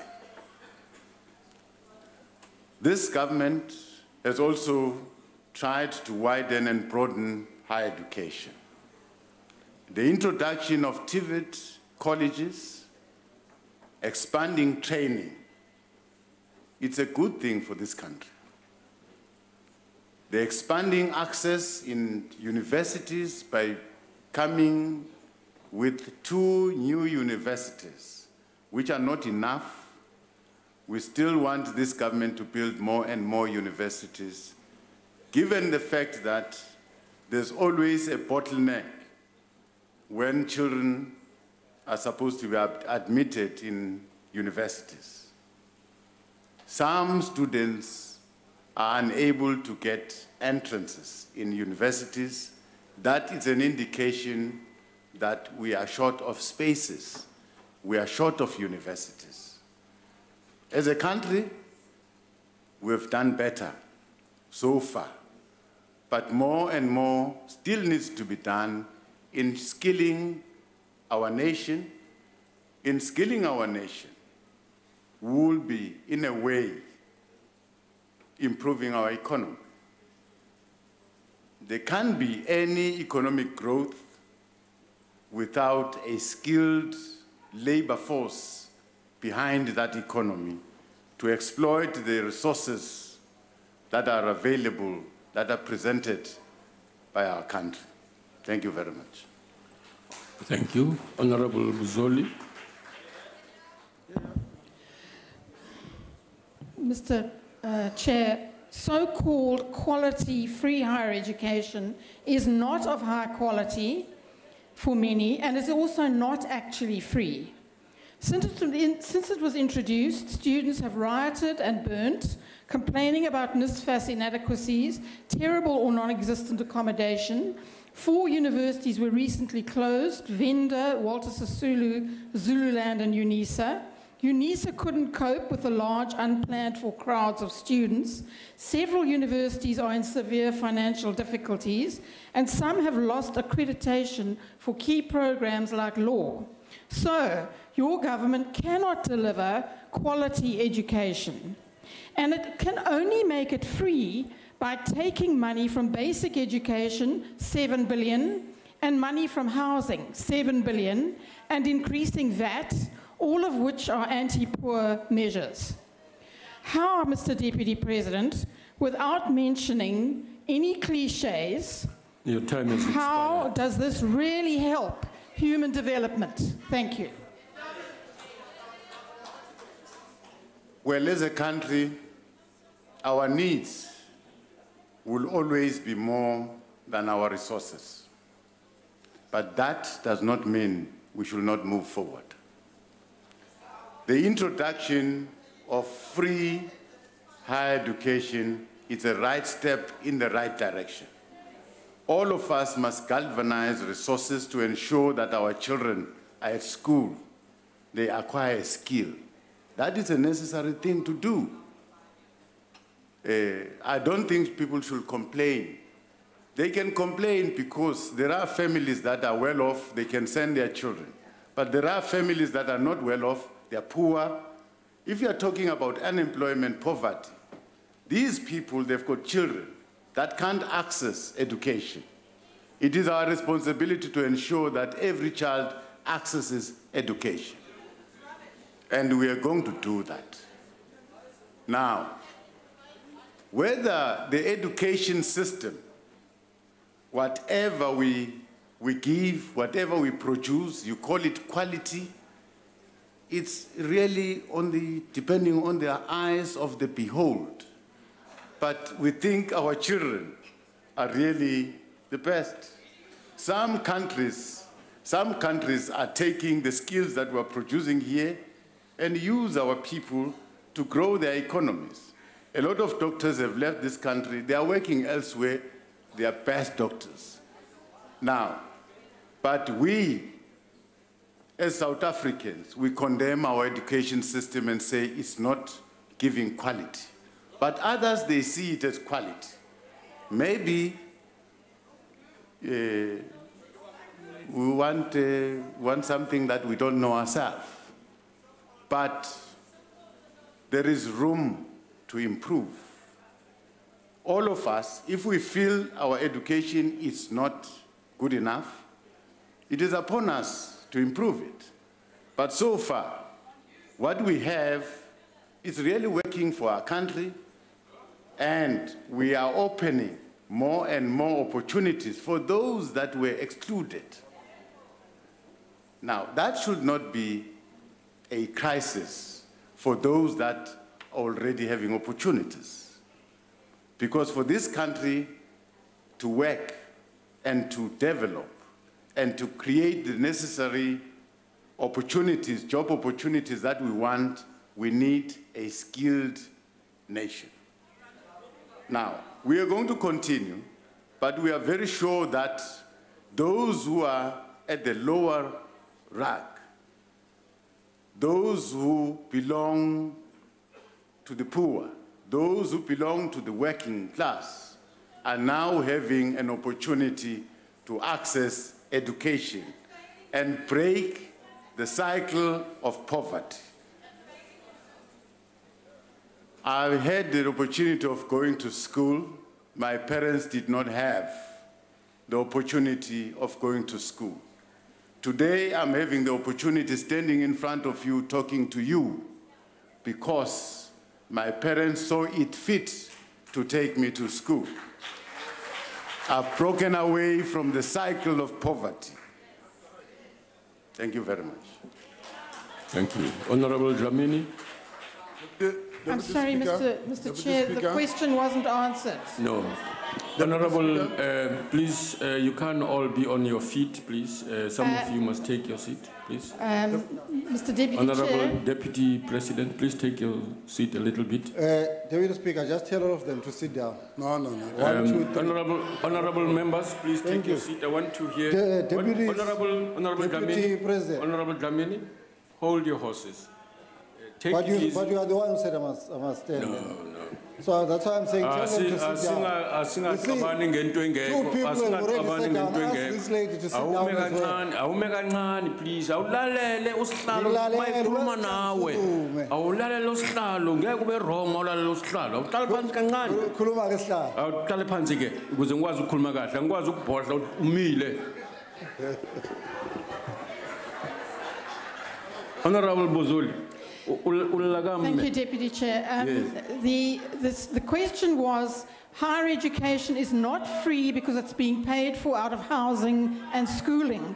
But this was not mentioned by the Deputy President at all in his answer. I have a right to stand, Chair. All right. Honorable Bozoli, the President responded to that question. So what are you raising on, Honorable Member? No, I'm raising on the very same point you have just made. You cannot allow a member to raise the second question again. The point that I wanted to make, Chair, is that I respected the fact that the Deputy President was on the floor.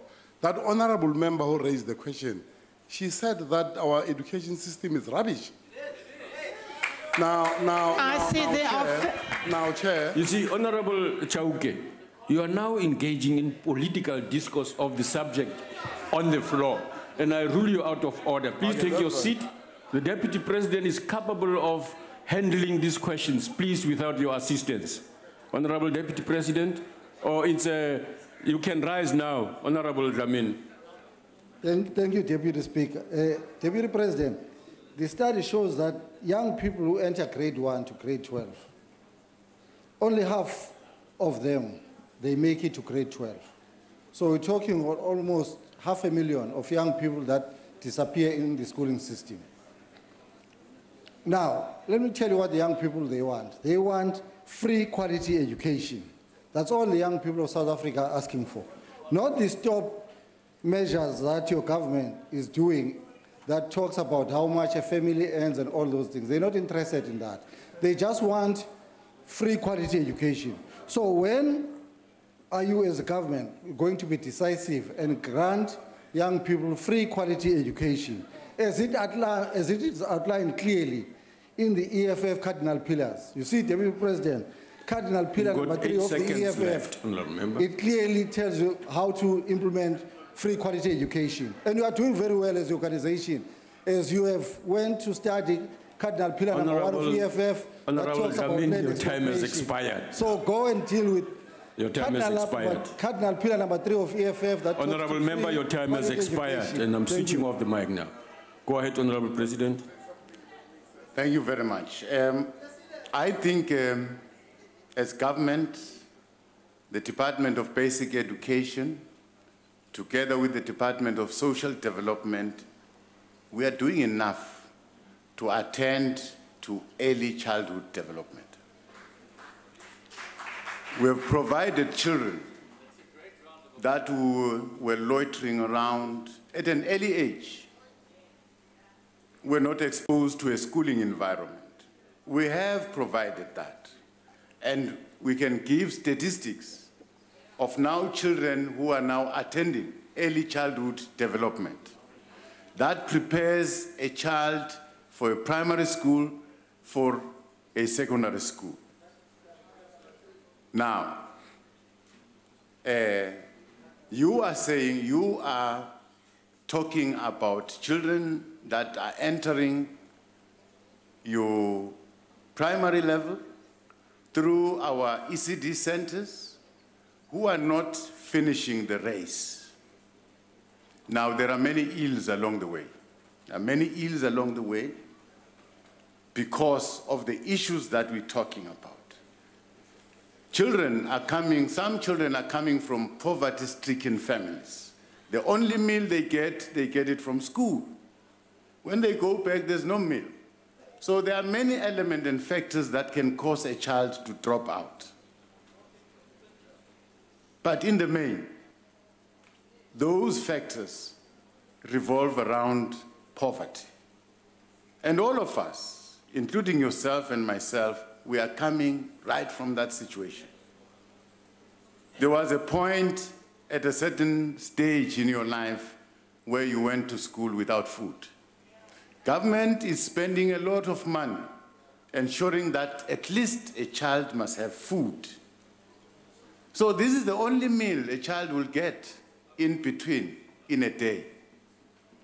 And that is probably the main reason that keeps the child at school.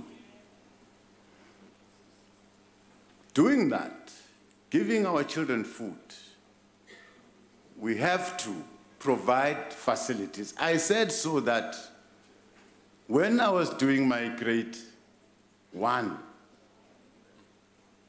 I was attending under a tree. And today I'm fighting very hard to ensure that our children are under a classroom.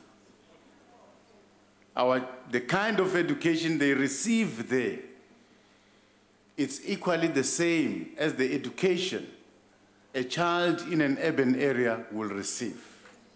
We're trying to normalize. But you should understand that the journey is too long and very tiresome. We are in the middle of our journey. We are not really scared about those who are trying to disrupt the journey.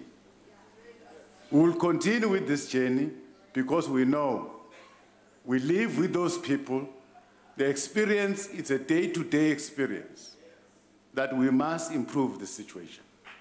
Thank you. Honorable Kobisa. Thank you very much, Deputy Speaker.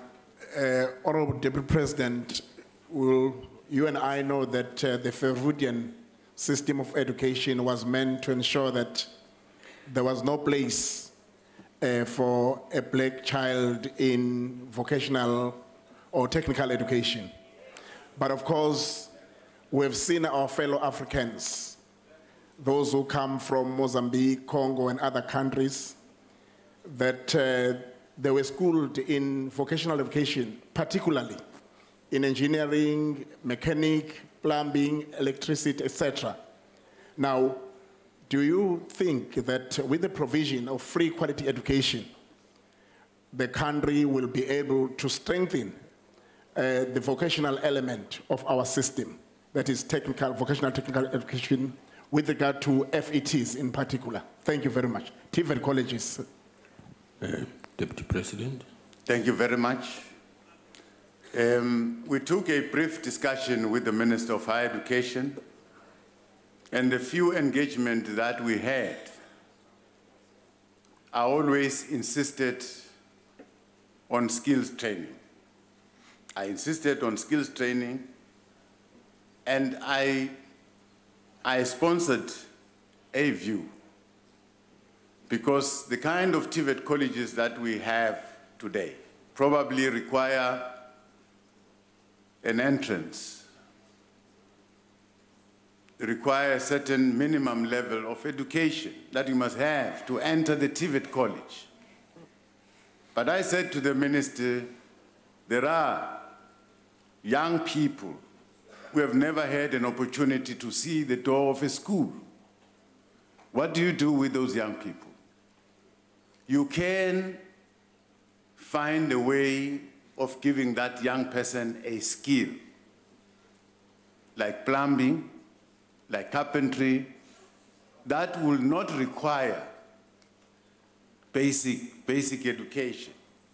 It will require that this young person is taught how to use his hands, get that skill. And finally, that skill having been imparted, there must be a recognition that I know now how to put a pipe, how to lay a pipe. Because in our case, the general black majority of our people, some of them have never had an opportunity to go to school. Now, we must integrate that kind of community in whatever we're doing as a country going forward. So yes, I'm sure the minister will put more ideas around TVET colleges, and you can see that in the country, TVET colleges are a demand. They're all full. That tells you that there are more and more young people who want to access. They can't access higher education, universities, because of the entrance requirement, but they can access a TVET college. You look at the number of learners that are making it through matric, those that probably can't make it. Now, if you think very well, where do they disappear? They have not passed matric. What happens to them? So we must find a way of tracking them, find them, give them a skill, allow them to contribute in our economy. Thank you very much. Thank you, Deputy President. We now cross over to the question number 5. Honorable is asked by Honorable Singh, Naren Singh, to the Deputy President. Thank you very much. Honourable Member Singh, South Africa and the People's Republic of China have established a diplomatic relation as of the 1st January of 1998. South Africa and China have reached a historic milestone as the two countries celebrated the 20th anniversary of the establishment of these diplomatic relations. The diplomatic relations between the two countries have grown significantly over the past 20 years. The nature of the relations has also assumed increased strategic significance, from a partnership in 2000, leading to the establishment of a binational commission in 2001, to a strategic partnership in 2008, and to a comprehensive strategic partnership in 2010. With the signing of the Beijing Declaration, despite all this development, China has never dictated to us as a country as to what we should do or how we should manage our domestic policy regime.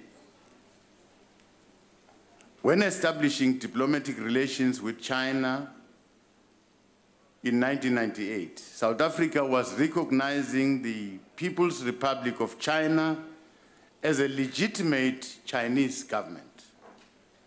South Africa recognizes the People's Republic of China as the sole government that represents the whole of China. It is our stated position, both domestically and in multilateral forums, that South Africa identifies Tibet as part of the Republic of China. Accordingly, we subscribe to one China, one policy. As a sovereign state, none of our international partnerships have an overriding influence over our domestic policy. There is no bilateral or multilateral partnership we've entered into that has dictated the policy agenda that we must pursue as a country. We are a sovereign nation and we will tirelessly guard our sovereignty. Similarly, we are carefully consider diplomatic relations and international relations in determining our visa requirements. However, none of these are influenced solely by protest, manipulation, and popular action. We place a strict separation between visas determined by the Department of Home Affairs and officials and diplomatic visas issued in concurrence with the Department of International Relations and Cooperation. South Africa treats each visa application on its own merits and demerits. We will from time to time accept and reject application in accordance with our national interests and the rule of law. South Africa does not have a policy of denying entry to people of Tibetan origin. I wish to reassure the Honorable Singh that the People's Republic of China respects bilateral and multilateral mechanisms available to that country to pursue matters of common national interest. It is common cause that the People's Republic of China does not interfere in the domestic affairs of our country. Thank you very much. Thank you, Honorable Deputy President. Honorable Singh. Thank you, Honorable Chairperson, and congratulations, Deputy President, on your appointment. Thank you for your response. One respects the diplomatic relations between South Africa and China. But when the Chinese embassy based in Pretoria issues statements, and I quote, that South Africa has, I quote, undermined the political trust between China and South Africa, close quote. They've also said that what South African government has done is it has run against the common interest of South Africa-China relationships and will undoubtedly discourage Chinese investors' confidence in South Africa, undermine South Africa's efforts for poverty reduction, and cause grave harm for the interest of South Africa and the South African people, close quotes. Now, understandably so, the South African government, as is reported, was furious that the Chinese embassy issued such statement. And I would like to know, in a similar vein that the Honourable Minister of International Relations issued a strongly worded statement against the Australian minister for talking about allowing white people to come into Australia, and that was the right thing to do, I believe. Did our government write to the Chinese embassy, to the Chinese government, and express concern at them making these kinds of statements because South Africa allowed a Tibetan to come into our country? And more so, Honorable Deputy President, we all know that this relates to His Holiness the Dalai Lama. And we know he's been refused entry into this country when he was a political leader of the Tibetans in exile. It is reported that he is a spiritual leader now and no more holding the political role. Will you consider supporting an application by His Holiness the Dalai Lama to visit South Africa in the interest of promoting social cohesion? Thank you. Honorable Deputy President. Thank you very much, Chair. With regards to the embassy here about the statements that were issued, probably we'll leave that to the Minister of International Relations to sort that one out. so that they understand exactly what is the dissatisfaction. But the fact of the matter remains, as a country, we've got our own policy. All the bilaterals that we have with other countries, they've not sought to dictate how we handle our internal affairs. So probably they'll find out where is the discomfort around this matter. And I have said, Honorable Singh, that every application for a visa in this country would be regarded at that time of the application on the merits and demerits that will prevail at that time. So probably I cannot preempt any visa application of anyone to say whether we'll be considerate or not considerate at that time. Let's wait until the application is made, and those authorities will then determine, because factors are changing as we move. Thank you very much. Thank you, Deputy President. Honorable Shlengwa.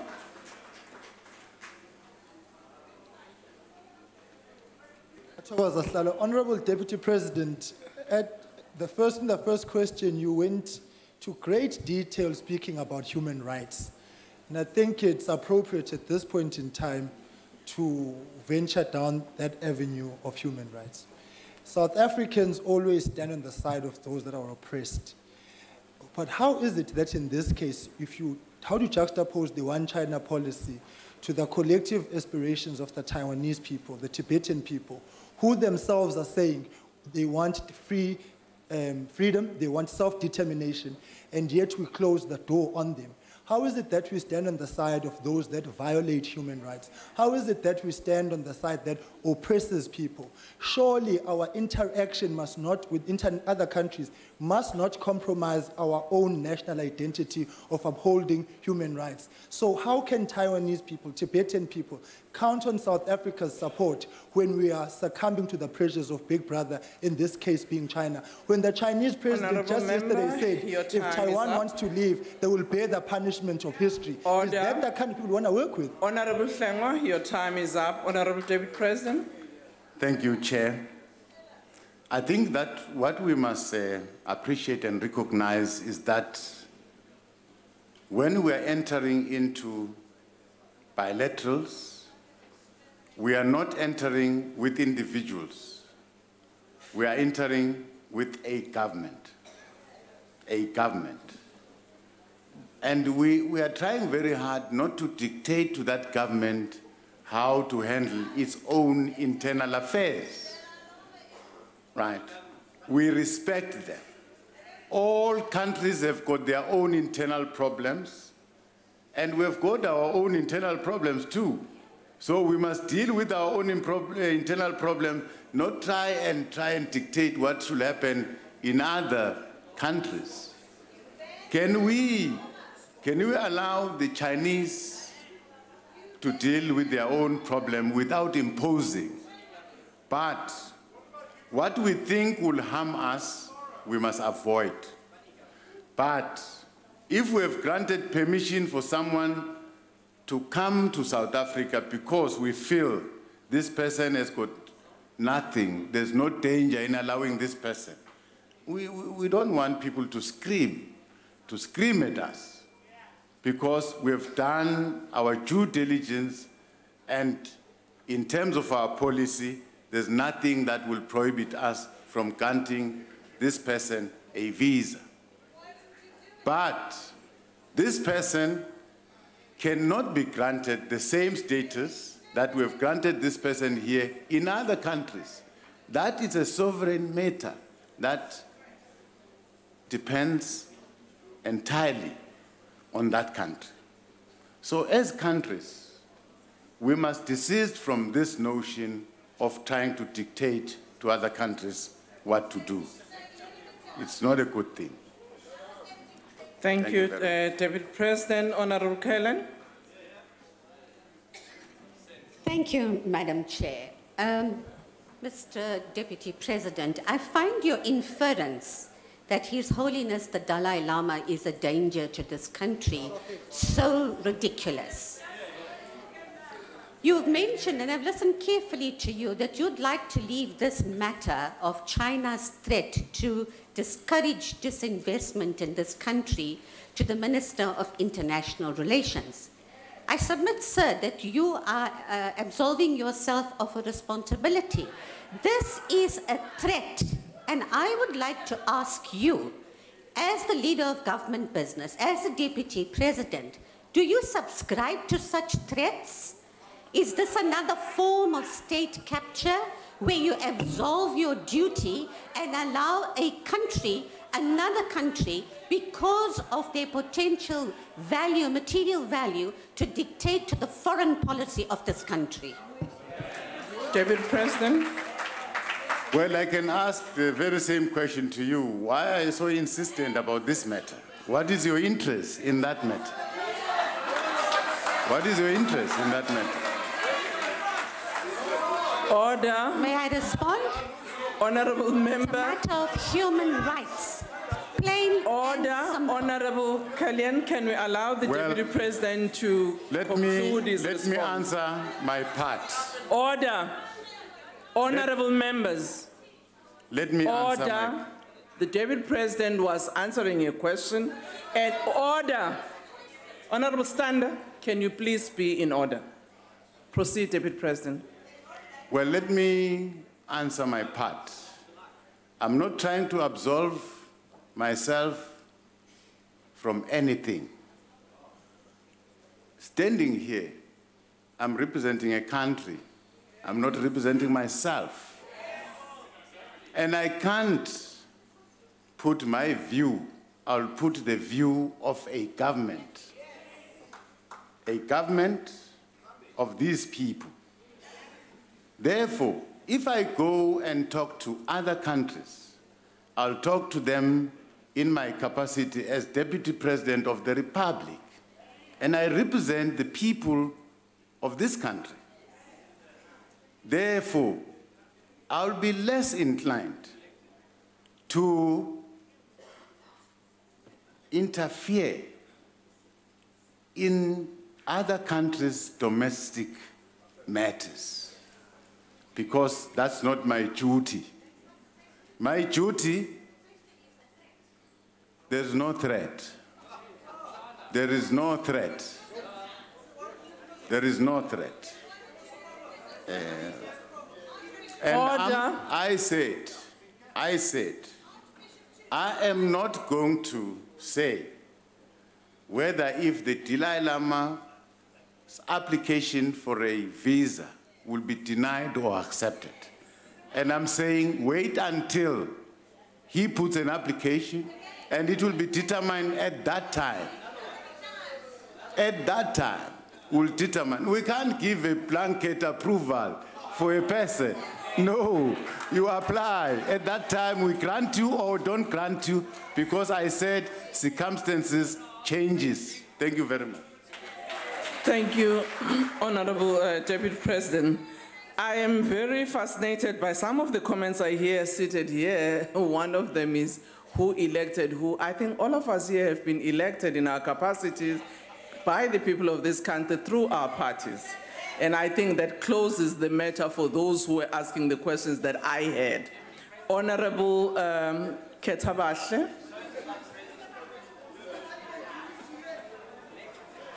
Order.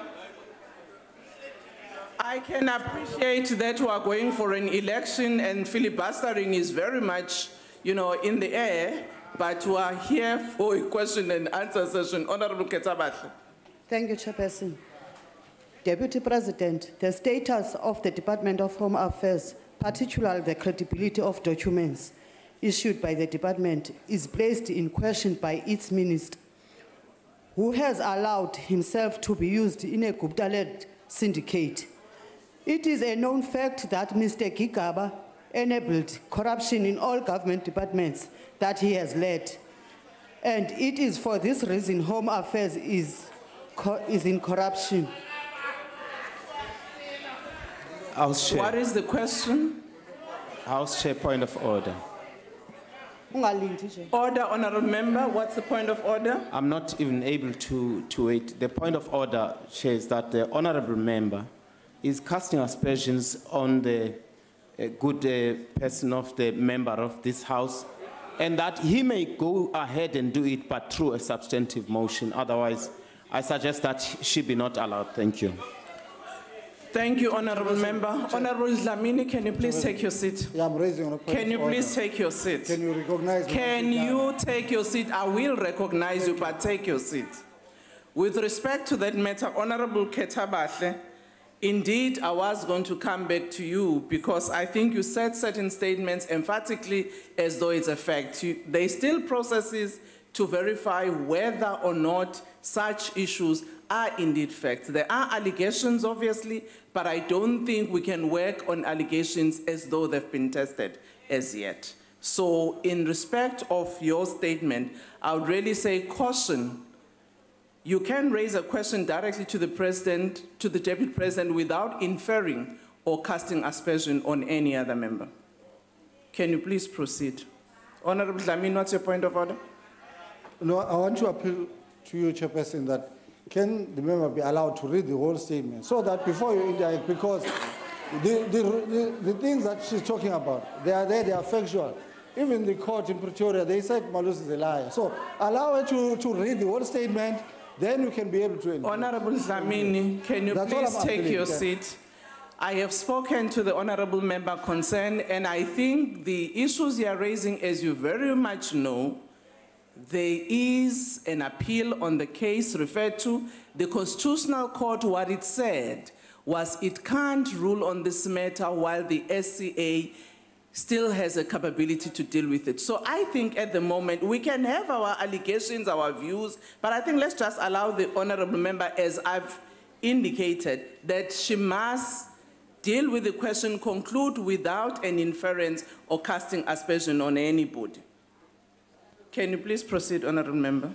Deputy President, shouldn't we build a strong and credible Department of Home Affairs free of corruption before we deal with China and champion a much more sustainable social cohesion campaign? And if the Deputy President agrees, will he also agree that it will be best if we start the process of building the credible and trusted Department of Home Affairs with the appointment of a minister who will not spend all his time attending? Order, honorable member, your time is up. Can you take your seat at time, Mr. Deputy President? Well, I think in the interest of all South Africans, as government, we must try and build very strong institutions. Home Affairs being one.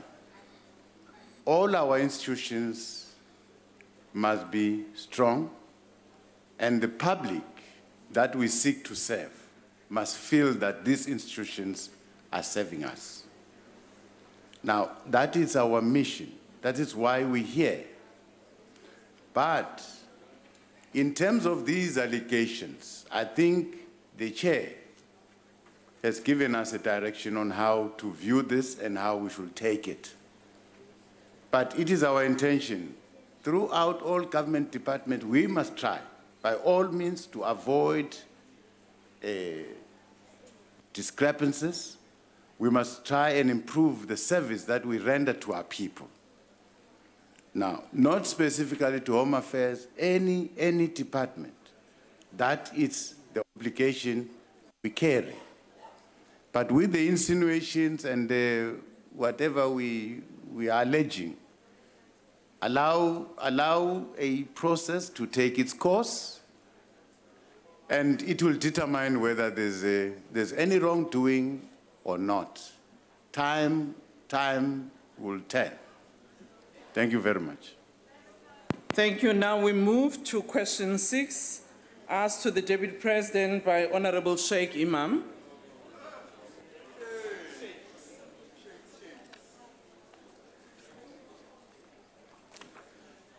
Thank you very much. Honorable Member Sheikh,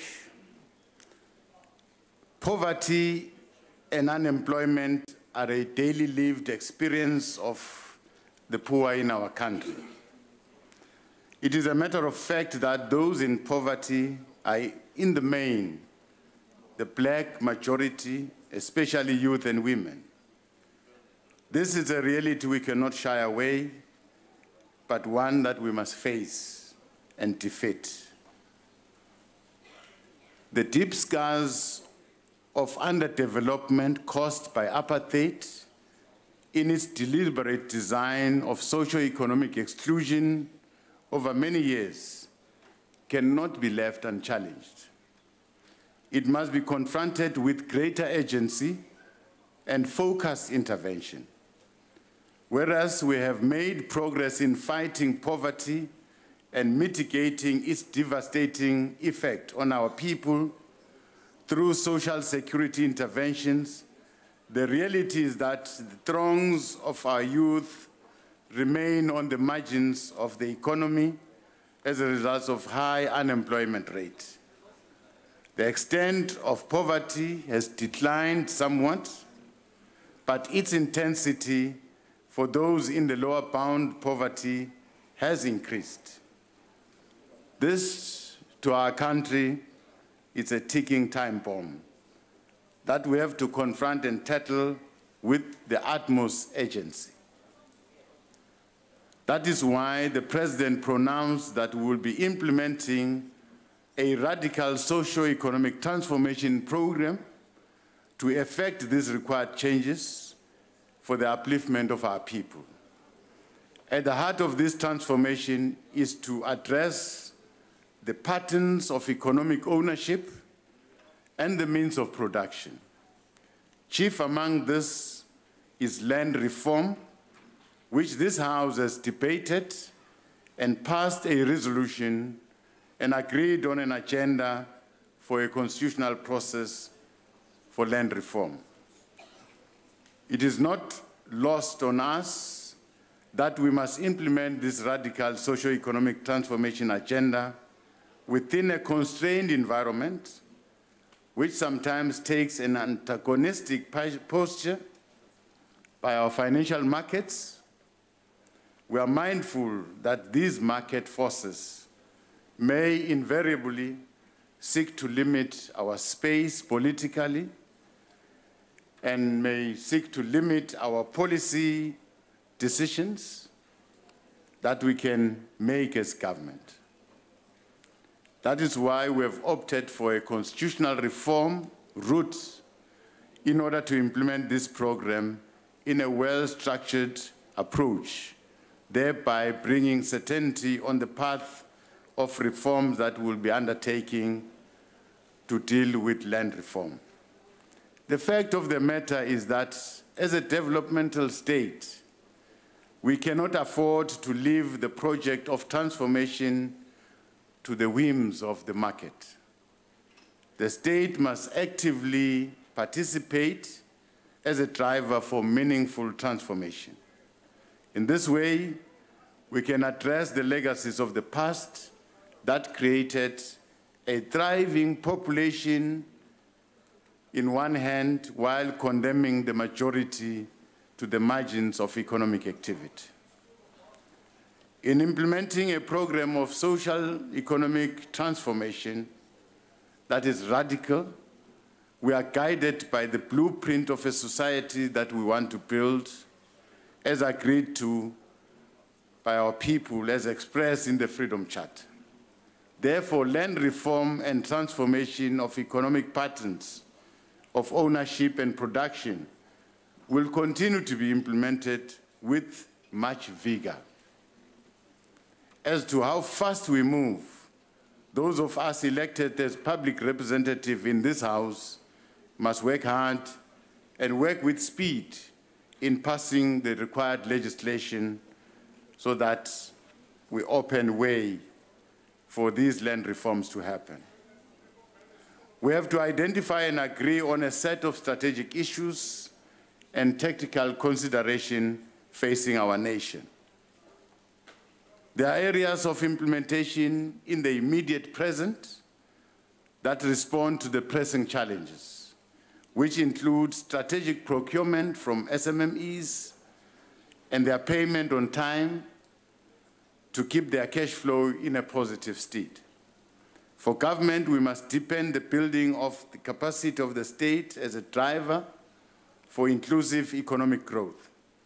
We remain convinced that the state has a fundamental role in the economy through affirmative action aimed at inclusive economic participation to address deep socio-economic disparities and inequalities that is confronting our nation. Thank you. Thank you, Honorable Deputy President. Honorable Sheikh Imam. Deputy President, when I heard the DA talk about oppression, I nearly fall flat on my back because they've oppressed us for decades. Deputy President, the financial institutions, the Reserve Bank, the retail chains, the food manufacturing industry, and the mineral wealth of this country, including the water and land, is in the hands of a few. Now, we cannot dispute that our land was stolen, but let us not forget the water was also stolen. Now, Deputy President, will this not impact the continued monopoly that is held by the few white monopoly capitalists? Will it not impact in any intervention by government in trying to radically transform South Africa? Thank you. Deputy President. Well, the term radical economic transformation, you should understand, stems out of a frustration that the majority of our people don't see progress. I'm sure our comrades sitting here wearing red, they are telling you about economic freedom, economic emancipation. This is the stress that our people are facing. That means we can no longer avoid these questions that are confronting us. We can no longer. If we want to survive as a nation, we can no longer protect the status quo. Land must be given back to the rightful owners. And land is a means to help people to survive. Now, let us take this journey. Let us take this journey, all of us. But we are going to heed to the call made by the President that we don't seek to push other people away. We don't seek to a reverse discrimination in this case. But for those who have acquired this land, they must be aware that it's time to release it. They must accept themselves. And we should find mechanisms that will be better for our country. I think all of us, we can share this land. Yesterday I was just thinking, you have a neighbor here who has got 31,000 hectares of land, and we've got someone here who does not even own a title, a small piece. It's unfair. It's unfair. Order. It's unfair. Therefore, we should not be scattered.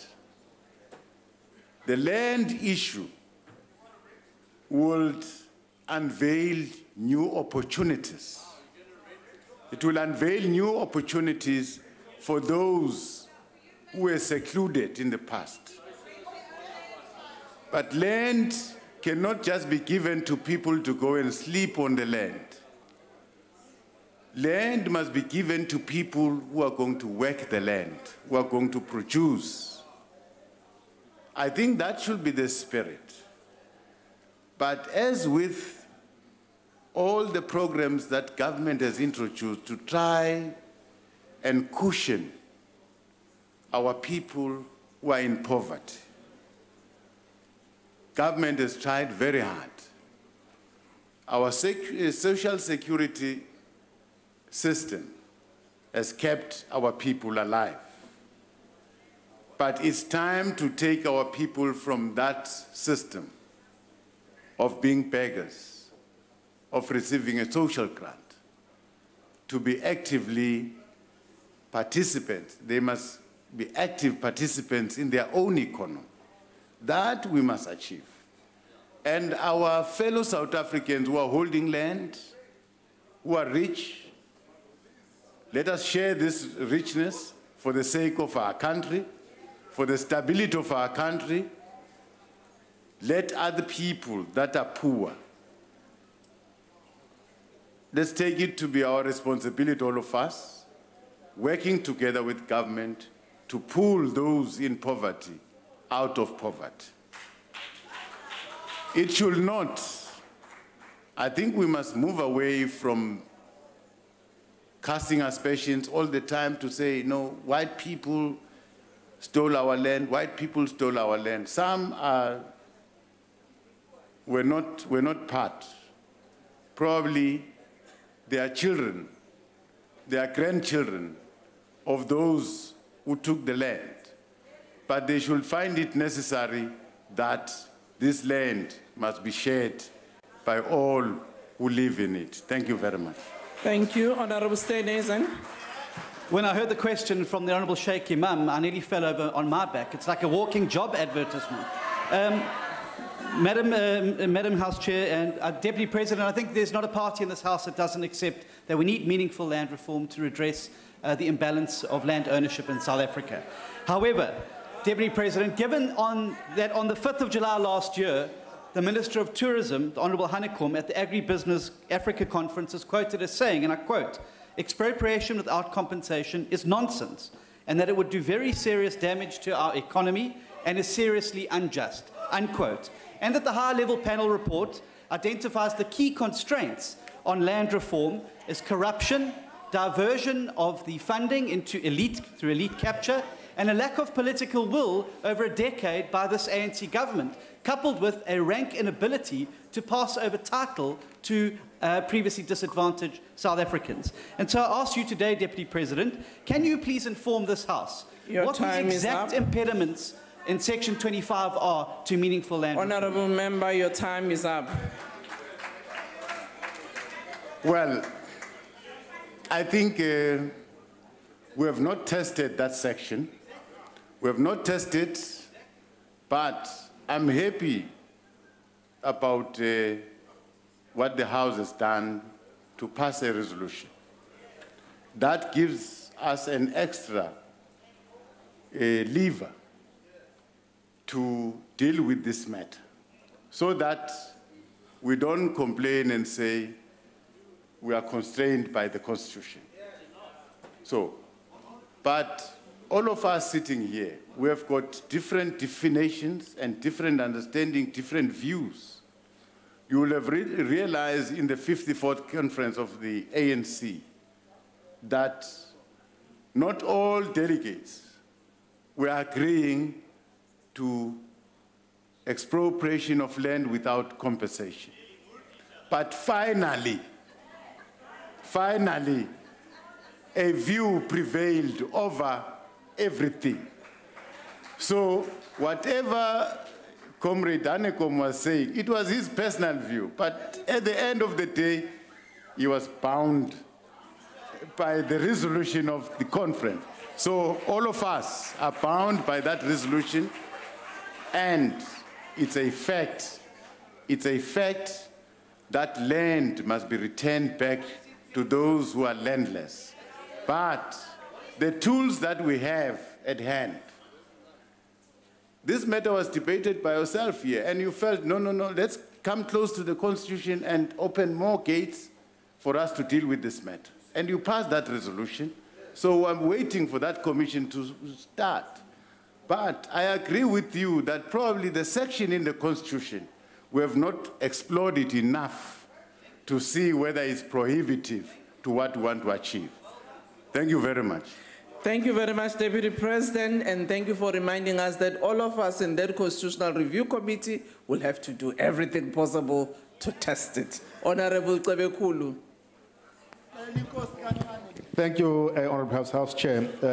Honourable Deputy President, in respect of radical economic transformation and in ensuring food security to the nation, what is your view and position on government sponsorship of mechanization equipment and skills training to be provided for our citizens who currently reside in communal land with a view to ensuring continued sustainable farming practices and food security? Thank you. Deputy President. Thank you very much. I take it this is what is happening currently. All the departments of agriculture in the 9 provinces, they've got what is called farmer support. Farmers are given support through equipment, seeds, fertilizers, and everything, free. We might not have enough, and our approach is not targeted. That's where we need to improve, but also to ensure that the support is continuous by availing extension officers that will stay with the farmer to ensure that his or her crop is looked after until time of harvesting. Now, we can increase this support, but all what I'm trying to say, currently, this is what is happening. Well, before coming here, I was in Mpumalanga. Farmers there are supported through tractors, they are supported through fertilizers, seeds, and everything. But the missing link is that you give the support and pull back. You must give the support and continuously move with the farmer, support the farmer, educate the farmer, and then in that way, our interventions are going to be sustainable. So now that we are starting a new journey of saying we want this land back, we must be prepared that when we get this land, we're going to till it. And tilling that land, we are going to be supported by the state. Because as a country, we must have food, we must eat, and the surplus that we're going to produce, we're going to export it in order to get more and more income. Get our farmers to be commercial. But firstly, it is important to satisfy our domestic need before we can export our food. Thank you very much. Thank you, Honorable Filtane.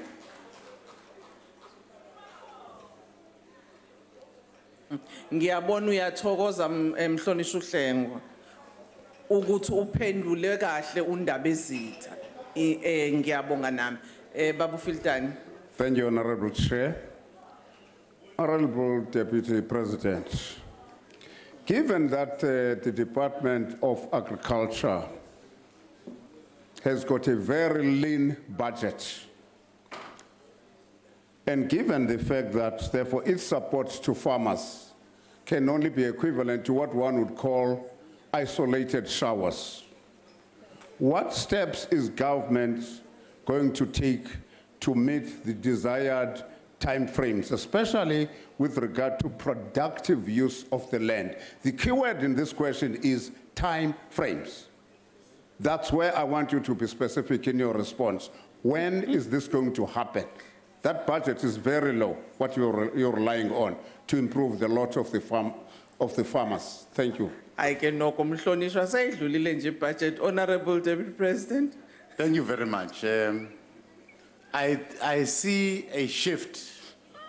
I see a shift in our thinking by the very nature of the issues that we're debating here.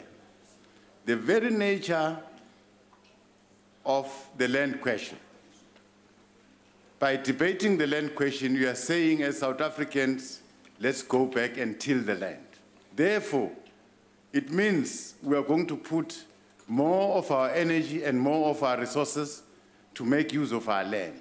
Because this tells me that sitting here, you have identified agriculture as a very important sector that can uplift the economy. So that identification should go with the resources that we put in that department. Thank you. Thank you very much, Deputy President. That concludes questions to the Deputy President. I thank you. Thank you very much, Chair. But that doesn't conclude the House yet. It just concludes the questions. Deputy President, you can take your seat. Thank you very much.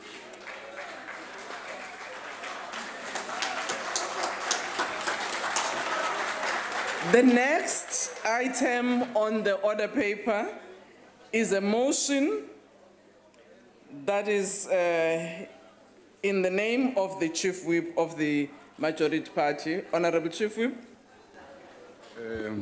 Thank you, Slalo. House Chair, we move that this House, in terms of Rule 36, read with Item 7 of Appendix A to the rules, and notwithstanding any provision to the contrary, grants Mrs. S.J. Nkomo, MP, and Ms. N.W. Matikizela Mandela, MP, leave of absence from the House due to ill health until 30th March. Right, so we're going to come out of Parliament there where the Deputy President was answering oral questions that have been posed to him. All eyes were on Parliament this afternoon. As you've just seen, Deputy President David Mabuza has just finished what was his busy maiden oral reply session, and overall composed, firm, detailed responses from the second in command, which it seemed, which we understand he started drafting last week, featuring high advancing women's rights issues, moral regeneration, social cohesion, of course, the land question coming up as well. So some would say that he had a fairly good first outing, and I'm sure you'll see lots more of him. But one person who we will see right now as we go to Rwanda in Kigali, where